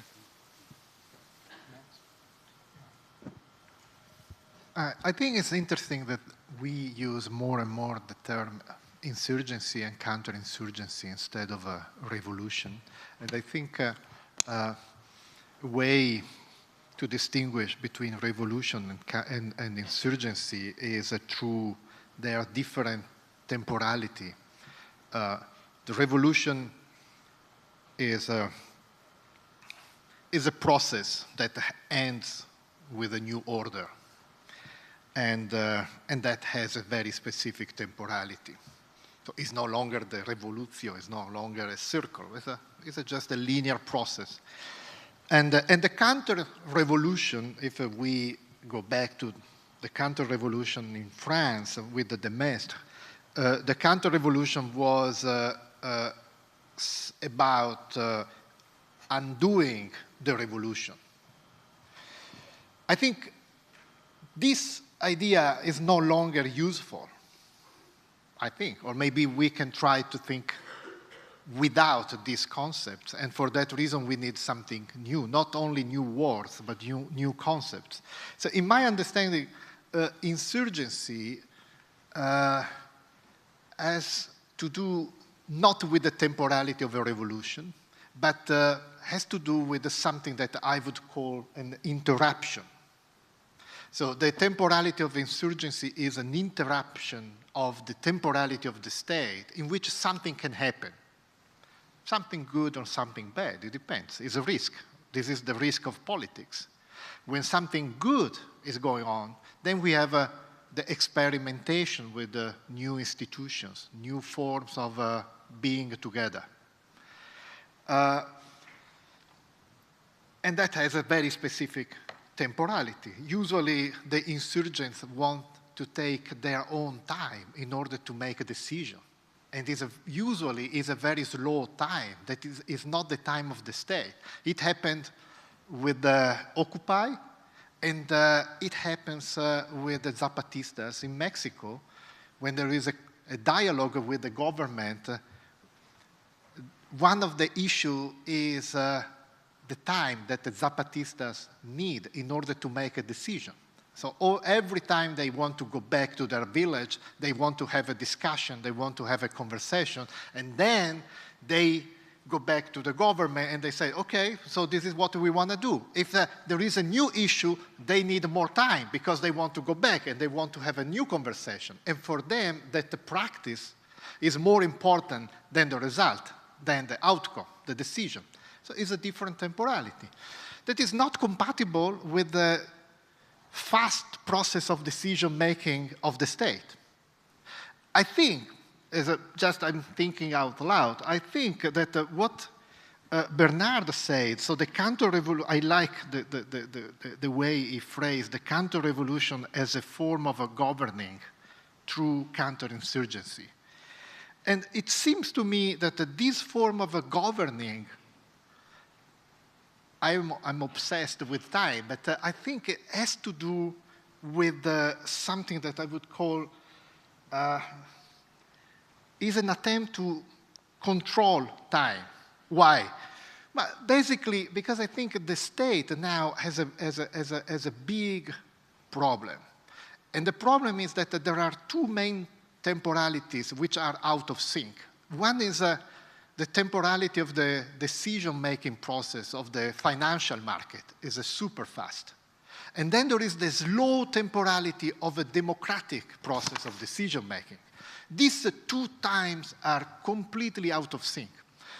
In my understanding, for that reason, or one way to understand the authoritarian states in many different countries, the authoritarian state is an attempt to synchronize the two temporalities by accelerating or by trying to speed up the decision-making process. Obviously, when you do that, you lose something in democracy. You need to make decisions very fast, and democracy is a waste of time.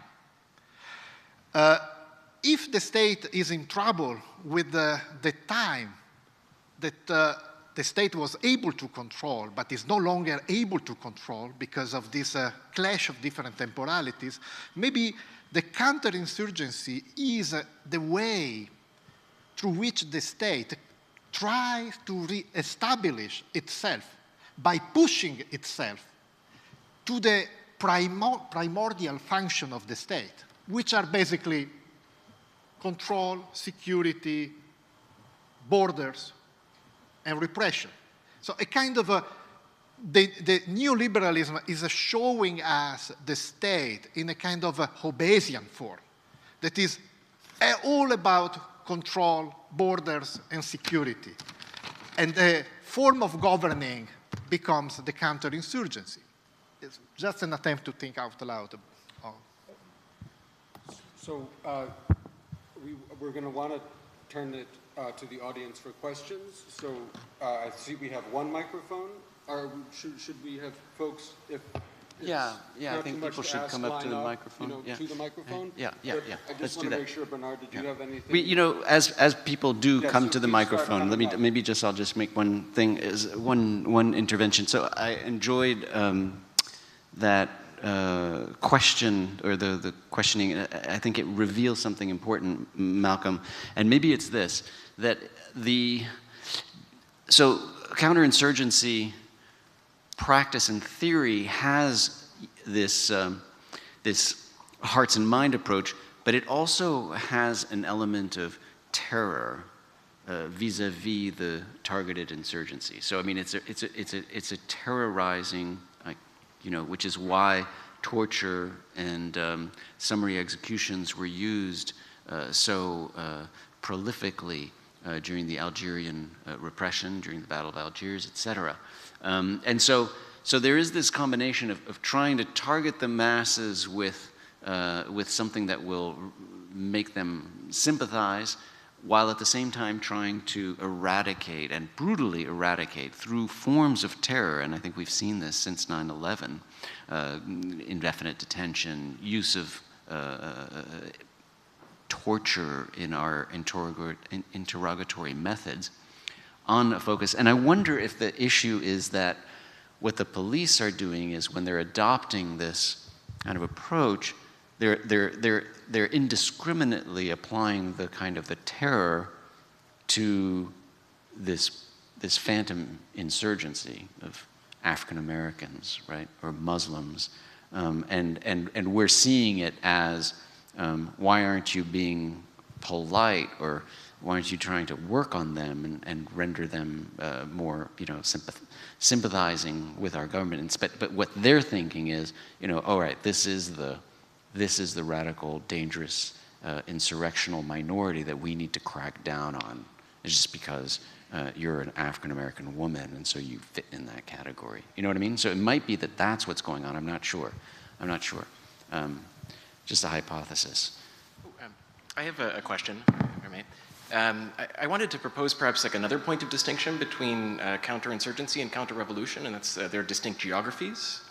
Having come from several months at the Superior War Colleges of Buenos Aires and Rio, looking at their archives, it's very clear that at least military thinkers from these countries identified counter-revolution with France and counterinsurgency with the United States. And they were very clear in both of those cases that they preferred the counter-revolutionary framework to the counterinsurgent one. So I wonder, how does introducing kind of this historical geographical question perhaps change our perspective? And I wanted to push back also very briefly against a point that Malcolm made, that perhaps in Northern Ireland, the security forces hadn't really learned from counterinsurgency in Vietnam. And at least through the lens of Brazil, I think that there's evidence to the contrary. In 1970, the Brazilians actually invited the British to set up basically the prototype for what would become the 5 techniques in Rio, and they found it to be extraordinarily effective. They saw it quite explicitly as an improvement over kind of the ham-fisted approach that the US took in Vietnam. So I don't know, I guess I would suggest that perhaps actually there was an attempt to derive at least new tactics of repression. Thank you. Okay, so we're going to take a few in a row. So we're going to take 3, and with apologies to the person who is standing right in front of the microphone, I do know that there was someone seated in the second row who raised their hand at the very beginning. So we'll take you, and then gentleman in the white shirt, and then we'll see if folks have something to say, and then we'll take another round. So thank you all for such rich and wonderful contributions. I want to go back to Lale Khalili's response to Jeremy Kessler, and to ask all of you to theorize hope. And that's a problematic question, in that when we theorize hope, we also might colonize it. So you discussed moments of hope, various moments of hope, and how they have been disappointing. So as Malcolm Gladwell knows, I'm very glad you brought us to the realm of punishment, and that it gives a clear example that the anti-pathological thought about the delinquent, of course, as you know, doesn't start in New York City in the 1980s. There are examples for such moment thought as hopeful at the time. In 1762 in Milan, Cesare Beccaria thinks that we can change who people are if we help them avoid pain and gain pleasure, etc. But that moment of hope leads to modern prisons. Another sort of Massimiliano, your blog was also very hopeful, thinking of the Paris Commune as a possible moment of an alternative subjectivity, a hopeful moment. And in your comments now, you discussed the question of plurality as a possible center of hope. But then Lale Khalili in her book mentions how plurality can be co-opted, how unfortunately American prisons in contemporary Afghanistan has used the hopeful moment of plurality in the 1968 moment to manage prisons in a managerial logic that takes down authority, but then tries to make every one of these incarcerated people more moderate, to change who they are, etc.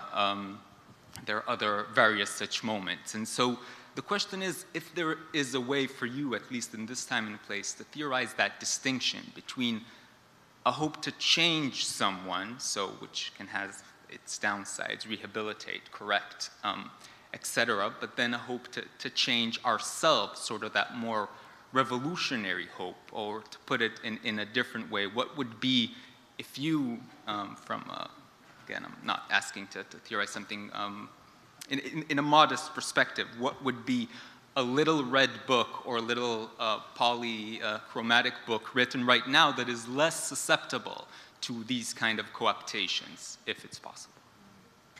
Thank you. And you should introduce yourselves Yes, as you do. I failed. That was Shai Gortler, who's a brilliant PhD student working on punishment practices and theory in the 20th century. Yes, please introduce yourselves when you come up and ask your question. I apologize to the first questioner. Hi, I'm James, student at Columbia, adjunct at NYU. So any given revolution seems acutely bad, at least, regardless of what one thinks of the ideology.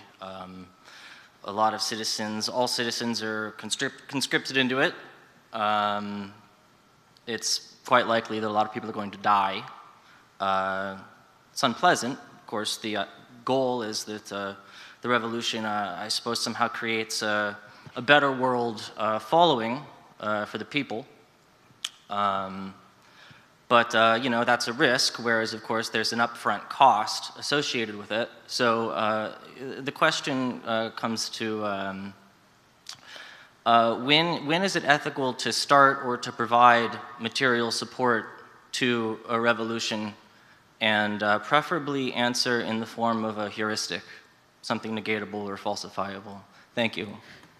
Thank you very much. So we have a question about geographical differences in the understandings or theorization of counter-revolution and counterinsurgency, as well as the potential of more learning in counterinsurgency than some of the speakers thought. A question about theorizing hope, and the quest for a heuristic for when it is moral to engage in revolutionary bloodshed. Who would like to begin? Can I go? I did want to, before responding to any of these questions, also mention that I think racialization is a crucial reason why the British failed in the Northern Ireland, because to them, the Catholics were racialized in the way that they had racialized the Cypriots, and before that, the Mau Mau in Kenya, and before that, all the others. And I think that question of racialization is really significant to the ways in which either policing or counterinsurgency operates. And I think that it's the elephant in the room here as well. So I think that's important to note. I want to respond to the question of theorizing hope, because I think that in some ways it also allows me to speak to something Emmanuelle said, which is about the condition of possibility, both of a kind of a counterinsurgency coming to bear, but also the condition of possibility of revolutions. And perhaps in that way, I don't know about the heuristic, but the ethics of starting a revolution. The fact is that the condition of possibility of revolutions is not something that we make. I think having really been consumed by trying to understand how the Iranian Revolution came about and what happened, is it seems to have surprised even the revolutionaries. So I'm not entirely sure that you can have an ethics of starting a revolution. You could be starting a set of demonstrations and it can transform into a revolution, as it has happened elsewhere. And so in some ways, I'm by training a political quote-unquote scientist. I'm supposed to be able to say something falsifiable, hypothesis that can be defended. The fact of the matter is, anybody who studies revolutions, and many amazing sociologists, political scientists have studied it, are often faced by the fact that at the very last moment, it's unknowable, unpredictable, almost impossible to say. So you can say there are lots of conditions of possibility, but when it actually happens, I don't think you can expect it. So I'm not entirely sure that you can have an ethics of a revolution, because it's a fundamentally political act. It's a fundamentally political event. In terms of theorizing hope, I suppose hope has become a kind of a, I don't know, a way too easy, baggy a word to use. I think that it is the belief that something is possible, that the conditions of possibility are not closing but opening up. And that happens through the emergence of conviviality, that happens through the emergence of joy at movement, that happens through the possibility that you look to the person sitting next to you and instead of wanting to kill them, you want to take them in hand. And I'm being a bit flippant, but I actually think that the effective world of that revolutionary moment, is that moment of opening up, is something that is extraordinary, and it's the only people who can capture it are novelists and poets, not us social scientists. So, sorry. Oh, I thought the last question was really quite interesting. It reminds me of the dilemma that faces entrepreneurs. You know, we know that 90-some-odd% of entrepreneurs will, their efforts will end in failure. They will devote their lives to something which will prove fruitless. They'll end up broke, disheartened. They'll probably lose a lot of faith in family, friends, and the capitalist system. So what should you tell a 21-year-old who wants to do something new and interesting? Should you give him or her the truth, which is go and work for IBM? It's pointless. Or do you point to the 1 in a million example of Mark Zuckerberg and you say, go for it? You know, if we were all perfectly rational, I think it's quite right to say it's unethical to encourage young people to be entrepreneurs. It's just too dismal. Be a dentist. But you know, we're not rational. I suppose that's the only, I don't know whether this is the urge to want to transform society is the same as the urge, as in some way, as the urge to see some idea have marketplace fruition. And yes, it's going to end badly, but you know, that's what we do. So I have just two quick thoughts, and then I'll turn it over to Max. On the theorizing hope, and this also allows me to in a way apologize to Bernard for making him take the fall for framing the panel in the way it did, because in many ways my bleakness was inspired precisely by Bernard's fascinating definition of the counterrevolution in the new book. And what frightens me most is I see a certain symmetry between the imagined active minority in Bernard's account. So you have a counter-revolutionary minority, which is the elite governing group, and they today in Bernard's account, they have to pretend, at least they pretend that there is an insurgency to counter when in fact there is none. My worry about hope is that what if it is the other side of that coin? That in the same way that the counter-revolutionary minority has to creates the phantom of an insurgency, often those who would wish to resist them create the phantom of an active minority about to come into being, and that can often be false, and that just segues into the question about the heuristic for when to participate in revolutionary bloodshed or revolution. I mean, I absolutely agree with really almost all of what Lala said. The one thing I would say is to me the most powerful account of precisely that powerful treatment of that question of the ethics of when to support or participate in revolution or not is Maurice Merleau-Ponty's Humanism and Terror.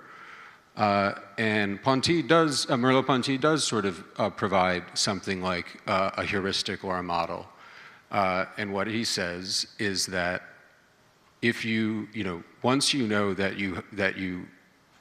the present state is unjust in a certain set of ways, and you have a vision of what would be a better state of affairs, then the question is just, can you succeed? and this actually relates very much to the entrepreneurial gamble. It is, for Merleau-Ponty just boils it down to the question of, so it does become somewhat calculable, not falsifiable. It's the only thing that falsifies it is if the revolution fails. That falsifies your gamble. But Merleau-Ponty breaks it down to a relatively calculable question, which is, given the balance of forces, how likely are you to win? And if, you know, the odds are, and maybe you can calibrate the odds based on how important you think it is to overturn the current state of affairs. But yeah, so Merleau-Ponty kind of offers a very bloodless way to do the, to make the choice. Max? About theorizing hope, two answers very quickly. So the first, if I put together my two dear philosophers, Walter Benjamin and Ernst Bloch, on hope, I would say that there is some hope when we can bridge the no longer, or Benjamin would have said that what has been with the not yet. So that combination of times is the source of hope. Because there is some, Benjamin would have said, and I agree, there are possibilities which are still encapsulated in the past. Is my example of the Sans-Culottes and the Communards when they reactivated medieval institutions. They didn't want to go back, they didn't want the Middle Ages, but they saw a possibility in that institution in order to prefigure the future. And I think this is interesting, and this is all about hope, in my view. The second answer is about the subjectivity, and maybe in 3-4 hours I will say something completely different, but I'm a slow thinker. I think now that maybe what we need is a kind of a 21st century, what is enlightenment. So Kant's answer about autonomy is no longer sufficient. I think for the reason that Bernard said, that if counterinsurgency is about terrorizing, the terrified subject is, Hobbes would have said, is the perfect citizen. We need terrified citizens because they know the reason why they have to obey, because otherwise there is the civil war. Otherwise they have to be really terrified. What about if we have a kind of a subjectivity that faces the anxiety that can derive from instability and insecurity? So in Kant's terms, what about if we have a kind of a mature subjectivity that can face anxiety and not a childish subjectivity that is so afraid of insecurity that has to call mommy or daddy state in order to take the control of everything? The other question is just an interesting question, and I need to think about that. So this is a geographical differentiation between counter-revolution and counterinsurgency. So I want to think about that. Let me just intervene briefly, because I know Haris has got a brilliant question coming up. But just to address the question of violence, I think, because we've been dealing with that a lot, actually, with some of my students who I see in the audience in the context of the power and rights discussion. But so the problem of violence, I think, is critical, and coming to terms with it, I think, is what actually renders it so difficult. I like the Merleau-Ponty kind of more instrumental response. I mean, maybe that gets us out of a quagmire. But I think that the quagmire we get in very quickly is, and we've had a lot of conversations about this, is when the critique of violence starts to try to deconstruct violence and show how pervasive it is, not just in its physical forms, but in its structural forms.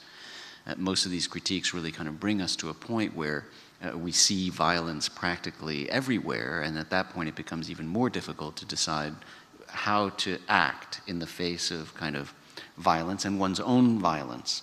So it kind of throws us into this puzzlement of violence. And over the course of the year, we've looked at a lot of different thinkers, and one of them that helped me think through this a lot was actually Gandhi on Satyagraha, our session on Gandhi and Satyagraha, which I think was 513, where at least there I saw a way to, where I saw what he was proposing was a kind of a very spiritual way in which one assumes violence oneself. This is self-suffering, so when one inflicts all of the violence on oneself in order to produce a transformation of others, as we were talking about it. And one of the questions that came up in that discussion, of course, was, well, assuming that Gandhi was able to do that by taking on the suffering through fasts and boycotts and other forms of civil disobedience, the independence of India probably was delayed as a result of that. It may very well have happened sooner had it not been for, had there been more of a violent insurrection as there were in other places. And so the question is, then how do you deal with that delayed, the administration of violence during that delayed period?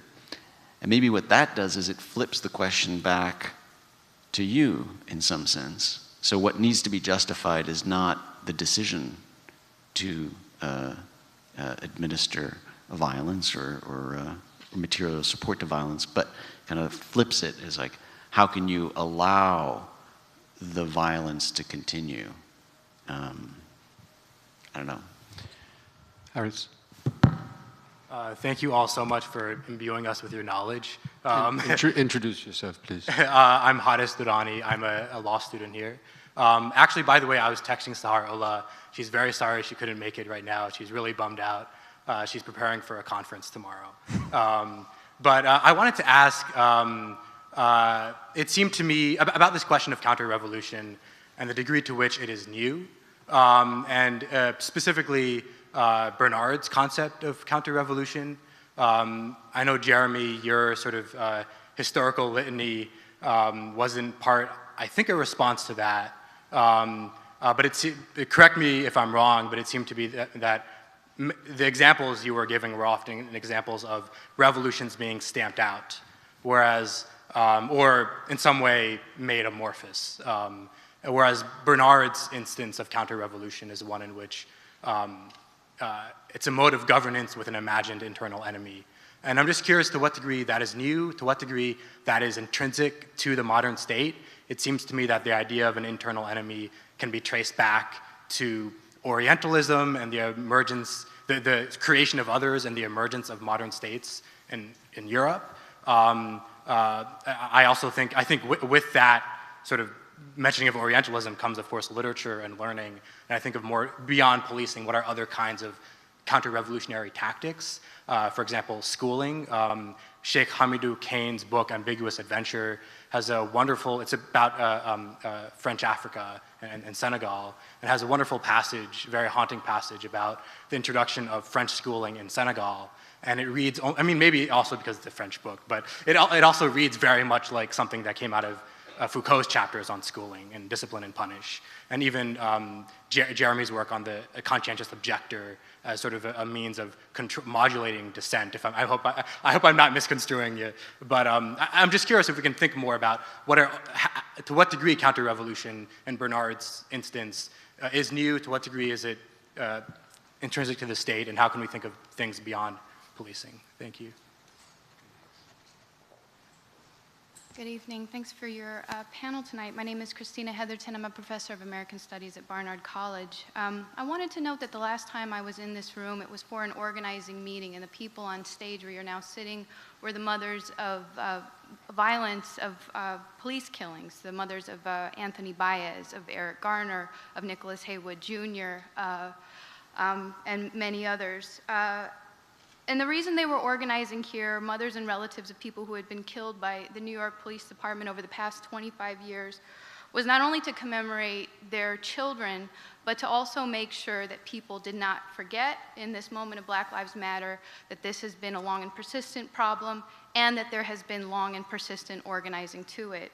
I mention it today because I'm quite chilled and troubled by the recitation of Malcolm's explanation of this period between the 70s and the 90s when the spike in mass incarceration in this country happened. I think the explanation that people by the millions simply happened to commit more crimes in this period, and the right biologized this and gave cultural explanations while the left served as a series of apologists giving structural excuses, is a gross distortion of what actually happened. Organizers have done quite a lot to explain why in this period the prison population expanded dramatically from around 650,000 to over 2 million, representing in some states like California a close to 500% increase in the prison population, and in some parts of the country representing what some scholars have argued is the largest prison building project in the history of the world. This is unprecedented in US history, and this is certainly not normal. What organizers have done is to remind us that crime is not a fixed category. Crimes change because laws change, and laws change because the social order changed. And that means who in a social order needs to be controlled, or what in a social order is deemed a threat shifts. And laws and crimes change accordingly, and we can see this with the history of fugitive slave laws, abortion, prohibition, etc.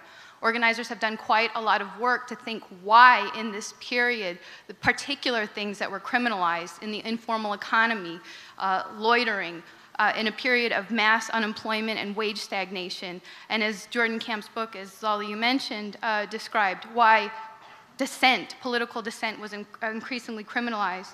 So I don't mean to just stand here and speechify about this, but I have to say that it is a counterinsurgent practice to normalize the tools of state repression and to legitimate past practices as rational political responses. And in good faith, at this moment, in a place where I convened with the mothers of people who were killed by police, in this church, where on April 4th, 1967, Martin Luther King asked us to fight with everything we have against the crimes of militantism, racism, and materialism, I couldn't let that recitation go unnoted. That's all I have to say. Thank you.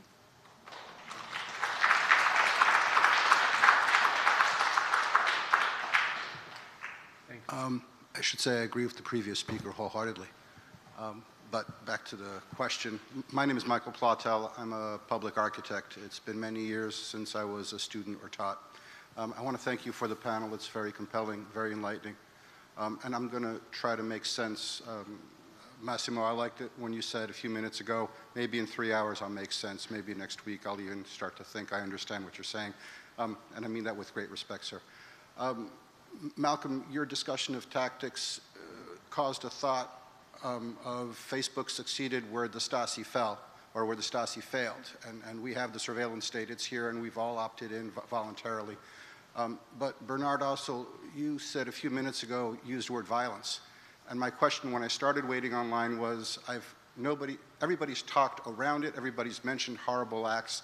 Nobody has used the word violence.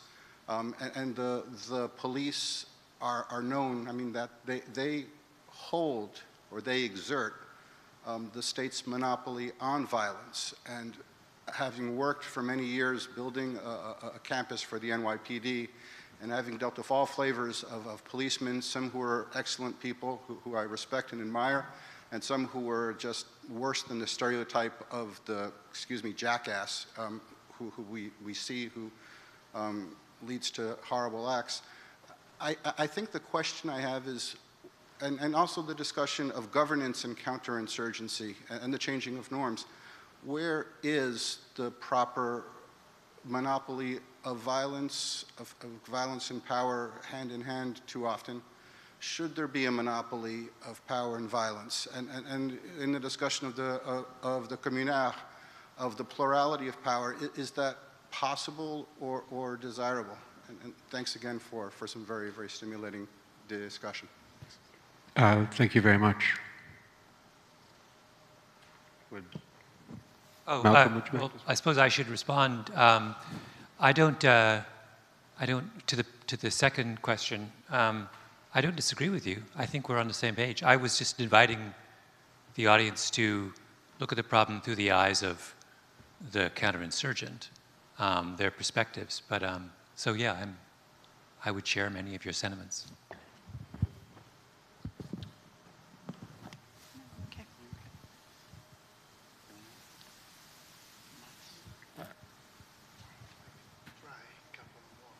Okay. Just a couple of words. So let me put in this way. So is the plurality of power something possible or even desirable? I don't know. But what I know for sure is that the monopoly of power by the state, if we don't assume a kind of a teleological explanation of history that is the final political solution for the entire humanity, I mean the monopoly of power by the state, we can say that, okay, this is an experiment that began 4, 5, it depends, 100 years ago, theoretically, and was constitutionalized, at least in Europe, in the French Revolution. But humanity was able to give themselves other forms of political organization. So the only thing I want to say is why do we need to absolutize our political categories in a way that an alternative becomes unthinkable? And the plurality of powers is just, this is my Blockian, Benjaminian way of thinking, is just something that I don't need to invent from scratch. It existed, and it worked. I don't want to go back, but I can try to rethink that experiment in a different way, especially because the plurality of powers has the advantage of a limiting power. Because there are many powers, you have a limitation of power by the plurality. Instead of the check and balance, we can say, but the check and balance is much better. It depends. Many, many constitutions became authoritarian without breaking the constitution. Then it's a risk.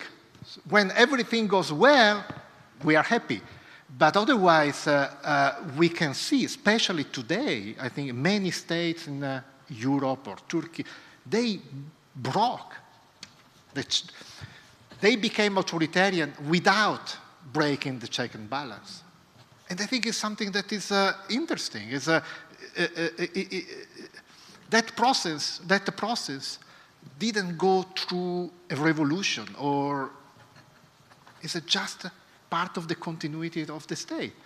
So as a philosopher, I have to say, if this is a possible outcome of the state, my question is, how is possible to avoid that outcome in terms of how is possible to think the entire political framework in a different way? This is what I wanted to do.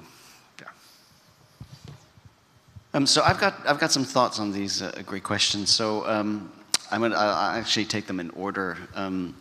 Haris, so what's new in terms of this notion of an internal enemy? So I think you've put your finger, of course, first on one of the central concepts of counterinsurgency, right? Which is this notion of an internal enemy. And of course, in part, born from the imperial and colonial experience, right? And the product of that. Now, I think you're entirely right that we can see iterations of it earlier, much earlier, throughout history. And actually, one of the interesting things is Michel Foucault's 1972 lectures on penal theories and institutions opens up with, he does this remarkable thing where he kind of like pulls, interrupts his lecture series basically to do 7 lectures on the repression by Richelieu and the Chancelier Séguier of the Nu-Pied rebellion in Normandy in 1639. And he goes through it in these 7 lectures, which are just an incredible just hiatus. And what's clear is that he's identifying a notion of an internal enemy there. The way in which Séguier actually uses military or combines military and civilian tactics there is one in which it's clear that he's internalized an enemy in Normandy and whatnot. So it's clear that there are many antecedents. The question then becomes, what is so unique about the creation of the internal enemy under a kind of a colonially built theory of counterinsurgency, and how pervasive it becomes, I think. I think many of the differences that we see since 9/11 have to do with pervasiveness of that technique, right? Or the centering of that technique within a counterinsurgency mode of governing, with the creation of Muslims as an internal enemy, the creation of black identity extremists as a designation by the Federal Bureau of Investigations, by the creation of the water carriers at Standing Rock as jihadists, internal enemies, etc. So that might be one way, but I think that it's right that nothing is new, right? But then the question becomes, how is it different? To the second intervention by Christina Heatherton, thank you so much. That's really valuable. That's very important and very important to emphasize today and here. I hadn't heard Malcolm as giving a story of crime being what brought about mass incarceration, but I think that you're entirely right that crime is a constructed category, even all the way down. And I think that we don't recognize that sufficiently, and we don't also push it down sufficiently all the way, kind of like it's turtles all the way down in the construction. In other words, even for the most kind of like, violent kinds of crimes that we tend to associate historically with just a legacy that goes all the way back to antiquity, homicide, right? The way in which we think about it, the way in which we treat heat of passion, the way in which we treat law enforcement use of lethal force, etc. That is what renders things justifiable or not. That is what constructs even homicide, right? So that's really important. Thanks. And then Michael Plotel, I really like the way you said Facebook succeeded where the Stasi failed, right? Because I think that captures actually in one little sentence our whole expository society and the difference in the way that power circulates today than it did in even disciplinary mechanisms or sovereigntist mechanisms. But that we're in a completely different space in terms of how power circulates in the expository society, and not through the mechanisms, the traditional mechanisms, either of discipline or panopticism or coercion. So that's really helpful. On the question of violence, I mean, should the police exert the state's monopoly on violence? Should there be a monopoly of violence? I think that's where the term itself needs to be deconstructed, I think. And that's the problem. That's what makes it so difficult to respond to a question like that. But I think that that's what's so difficult, is that structural forms of structural violence. Flint, Michigan. I mean, Flint, Michigan is the administration of violence that we tend not to think of. Structural forms of violence, poverty, etc. And when you start seeing that, then I think it's hard to answer that question, at least. But I think that's the struggle that we need to. That's our biggest struggle. Terrific. So I have one quick, there's the mic. One quick thought, just bouncing off of Bernard, and then we'll hear last thoughts from the panelists, and thank you all for coming. So I would I also see all three questions as actually very much interlinked, and I have unsurprisingly like a slightly different perspective. What I would say is that, so Iris talked about what is the temporality of counter-revolution as Bernard has defined it and as we've been discussing it. To me, the temporality of this counter-revolution is the absence of revolutionary energies. That is what makes this counter-revolutionary epoch different than previous counter-revolutionary moments that, as you did say, stamped out or rendered amorphous prior revolutionary moments. I think there is something very distinctive about this era, which is, and what is distinct is really the absence, not just of a real internal enemy, as Bernard says, but I think the need to create that internal enemy really is because there's the absence of a sense of the necessity or the possibility of revolution. And what follows from that is, you know, is there always need to be an internal enemy? Where should the monopoly of violence rest? And what do you do about this fact that crime is entirely a social construct and a means of governance? And, you know, the revolutionary answer has always been, is that the internal enemy, the true internal enemy, are those currently in power. The monopoly of violence should rest with those who are not, and they are expected to engage in violence and to create a new criminal order that, you know, subjugates those currently in power. That's a very glib, obviously, and a somewhat adventurous answer, but I just state it because that's the old style. Like, and the fact that we are so uncomfortable with that set of answers is because, I think, is a symptom of the fact that nobody really either believes in the justice or the possibility of revolution. That's what revolution is. So with that irresponsible note, last thoughts from our fantastic panelists. Please. But there is counter-revolution because there has been revolutionary movement. I mean, I'm kind of surprised that you say that, given the fact that you guys have had Standing Rock people here, Black Lives Matters here. Counter-revolution in the Middle East is happening because of 2011. And so there is revolutionary impetus. That is precisely why there is such a counter-revolutionary moment.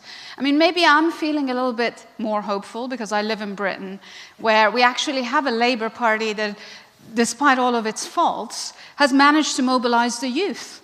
And so there is a sense that should generational change happen, maybe there will be more of a demand for justice. And so I think that in some senses, I don't want us to think that this counter-revolution is a kind of an unending series of, what is the Benjaminian famous clay-based, it's a series of disasters piling upon one another, and that's progress. Yes, it is. It is a series of disasters piling upon one another, but maybe in 150 years we'll feel differently about that.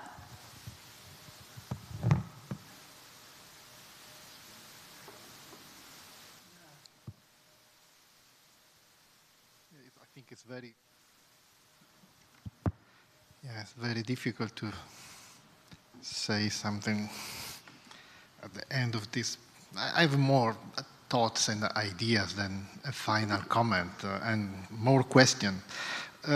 So it seems to me that, let me put it as a question. Counter-revolution can be understood in two opposite ways. On the one hand, it seems to me that it's possible to talk about a counter-revolution as the way the state is doing both the revolution and the counter-revolution in a certain way. So the state is activating the constituent power in order to transform itself. And this is what is going on with the right-wing populism in Europe. It's the state that is doing the revolution. It's the state that is changing the constitution. It's the state that is activating part of the population by inventing internal and external enemy. If we understand that the goal of these right-wing populists is to take the power And very often they did. They do. And what they do is they start changing the constitution. So it's a kind of internal activation of a constituent power. It's possible to address the question in that direction.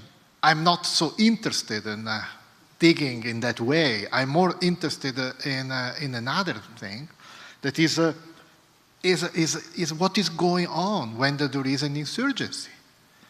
But without any idealization of an insurgency and without the binary opposition, state and resistance, state and opposition, I think enough with that binary opposition. I want to see what is going on when an insurgency has an interruption of the temporality of the state, when an insurgency takes place. And then I see that there is not the society as Margaret Thatcher described the society. Society doesn't exist, only individuals, she said. It's quite the opposite. We see groups, associations, and institutions.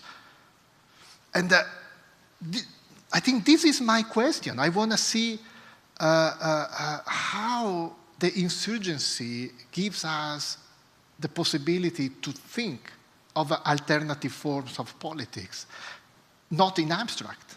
I think we should just dig in history and existing experiments, especially in Latin America. There are so many experiments which are going in that direction, but not only there. So this is the way I would try to address the question of revolution, counter-revolution. I'm a modest historian who takes even more than a week to think about things, so I will not make broad comments about the question of hope or the ethics of revolution, but I just would make a historical comment, actually, which I think might maybe, I don't know, take our reflection to a slightly different direction. But I was thinking when the question about the internal enemy was posed, I think actually the invention of the internal enemy is the French Revolution, right? It's the invention of the hors-la-loi during the terrors at 1793 that I think politically the internal enemy emerges as a figure. So I think it's actually, bring some water to your meal. Can you say that? No. I think the matrix, maybe the historical matrix that brings together both the counterinsurgency and the counter-revolution being the eternal enemy. I think it's in that moment that we need to think when actually the revolution becomes a true revolution, when it is no longer, a regime change, when it is an attempt at changing people. An attempt at thinking about society, and its different forms of powers in the plural, and when people actually think about hope. Oh, just one very quick point. The thing that I heard tonight that I'm still thinking about is the comment by Leila about the lingering effects of the institutions of counterinsurgency, which I thought someday we can do a whole nother panel on that, because I thought that was, there is an awful lot there. Indeed we will. Thank you all so much. And Bernard, I'll let you close out this incredible seminar series. Thank you so much, Jeremy. So maybe one substantive quick thought, which would have to do with kind of moving forward in a period of a counterinsurgency mode of counter-revolution. Which would be that one thing that we might need to think about, which is maybe one of the most difficult things to think about, is to actually shed the mental matrix that goes with counterinsurgency theory, and that has become, I think, somewhat second nature to all of us maybe now. This idea of kind of a passive masses, and the idea of a counter-revolutionary guard right? Made up perhaps of our national security advisors and heads of departments and whatnot. I think we ourselves maybe have embraced or adopted the very same vision of society that may be problematic. So I would end on that substantively, but let me end more righteously by thanking Jeremy for moderating this panel and for being with us throughout the year, to our panelists for extraordinary comments, and Malcolm for joining us, and to Anna Krauthamer for extraordinary work putting it all together this year, moving us from one venue to another and making sure that everybody ended up here. So thank you, Anna, and thank you all for coming and for your persistence through the year, through these different seminars. It's been an extraordinary journey, and I'm deeply grateful. And I also want to thank Jesus Velasco, who spent a lot of time with me kind of configuring this entire series. So thank you and farewell.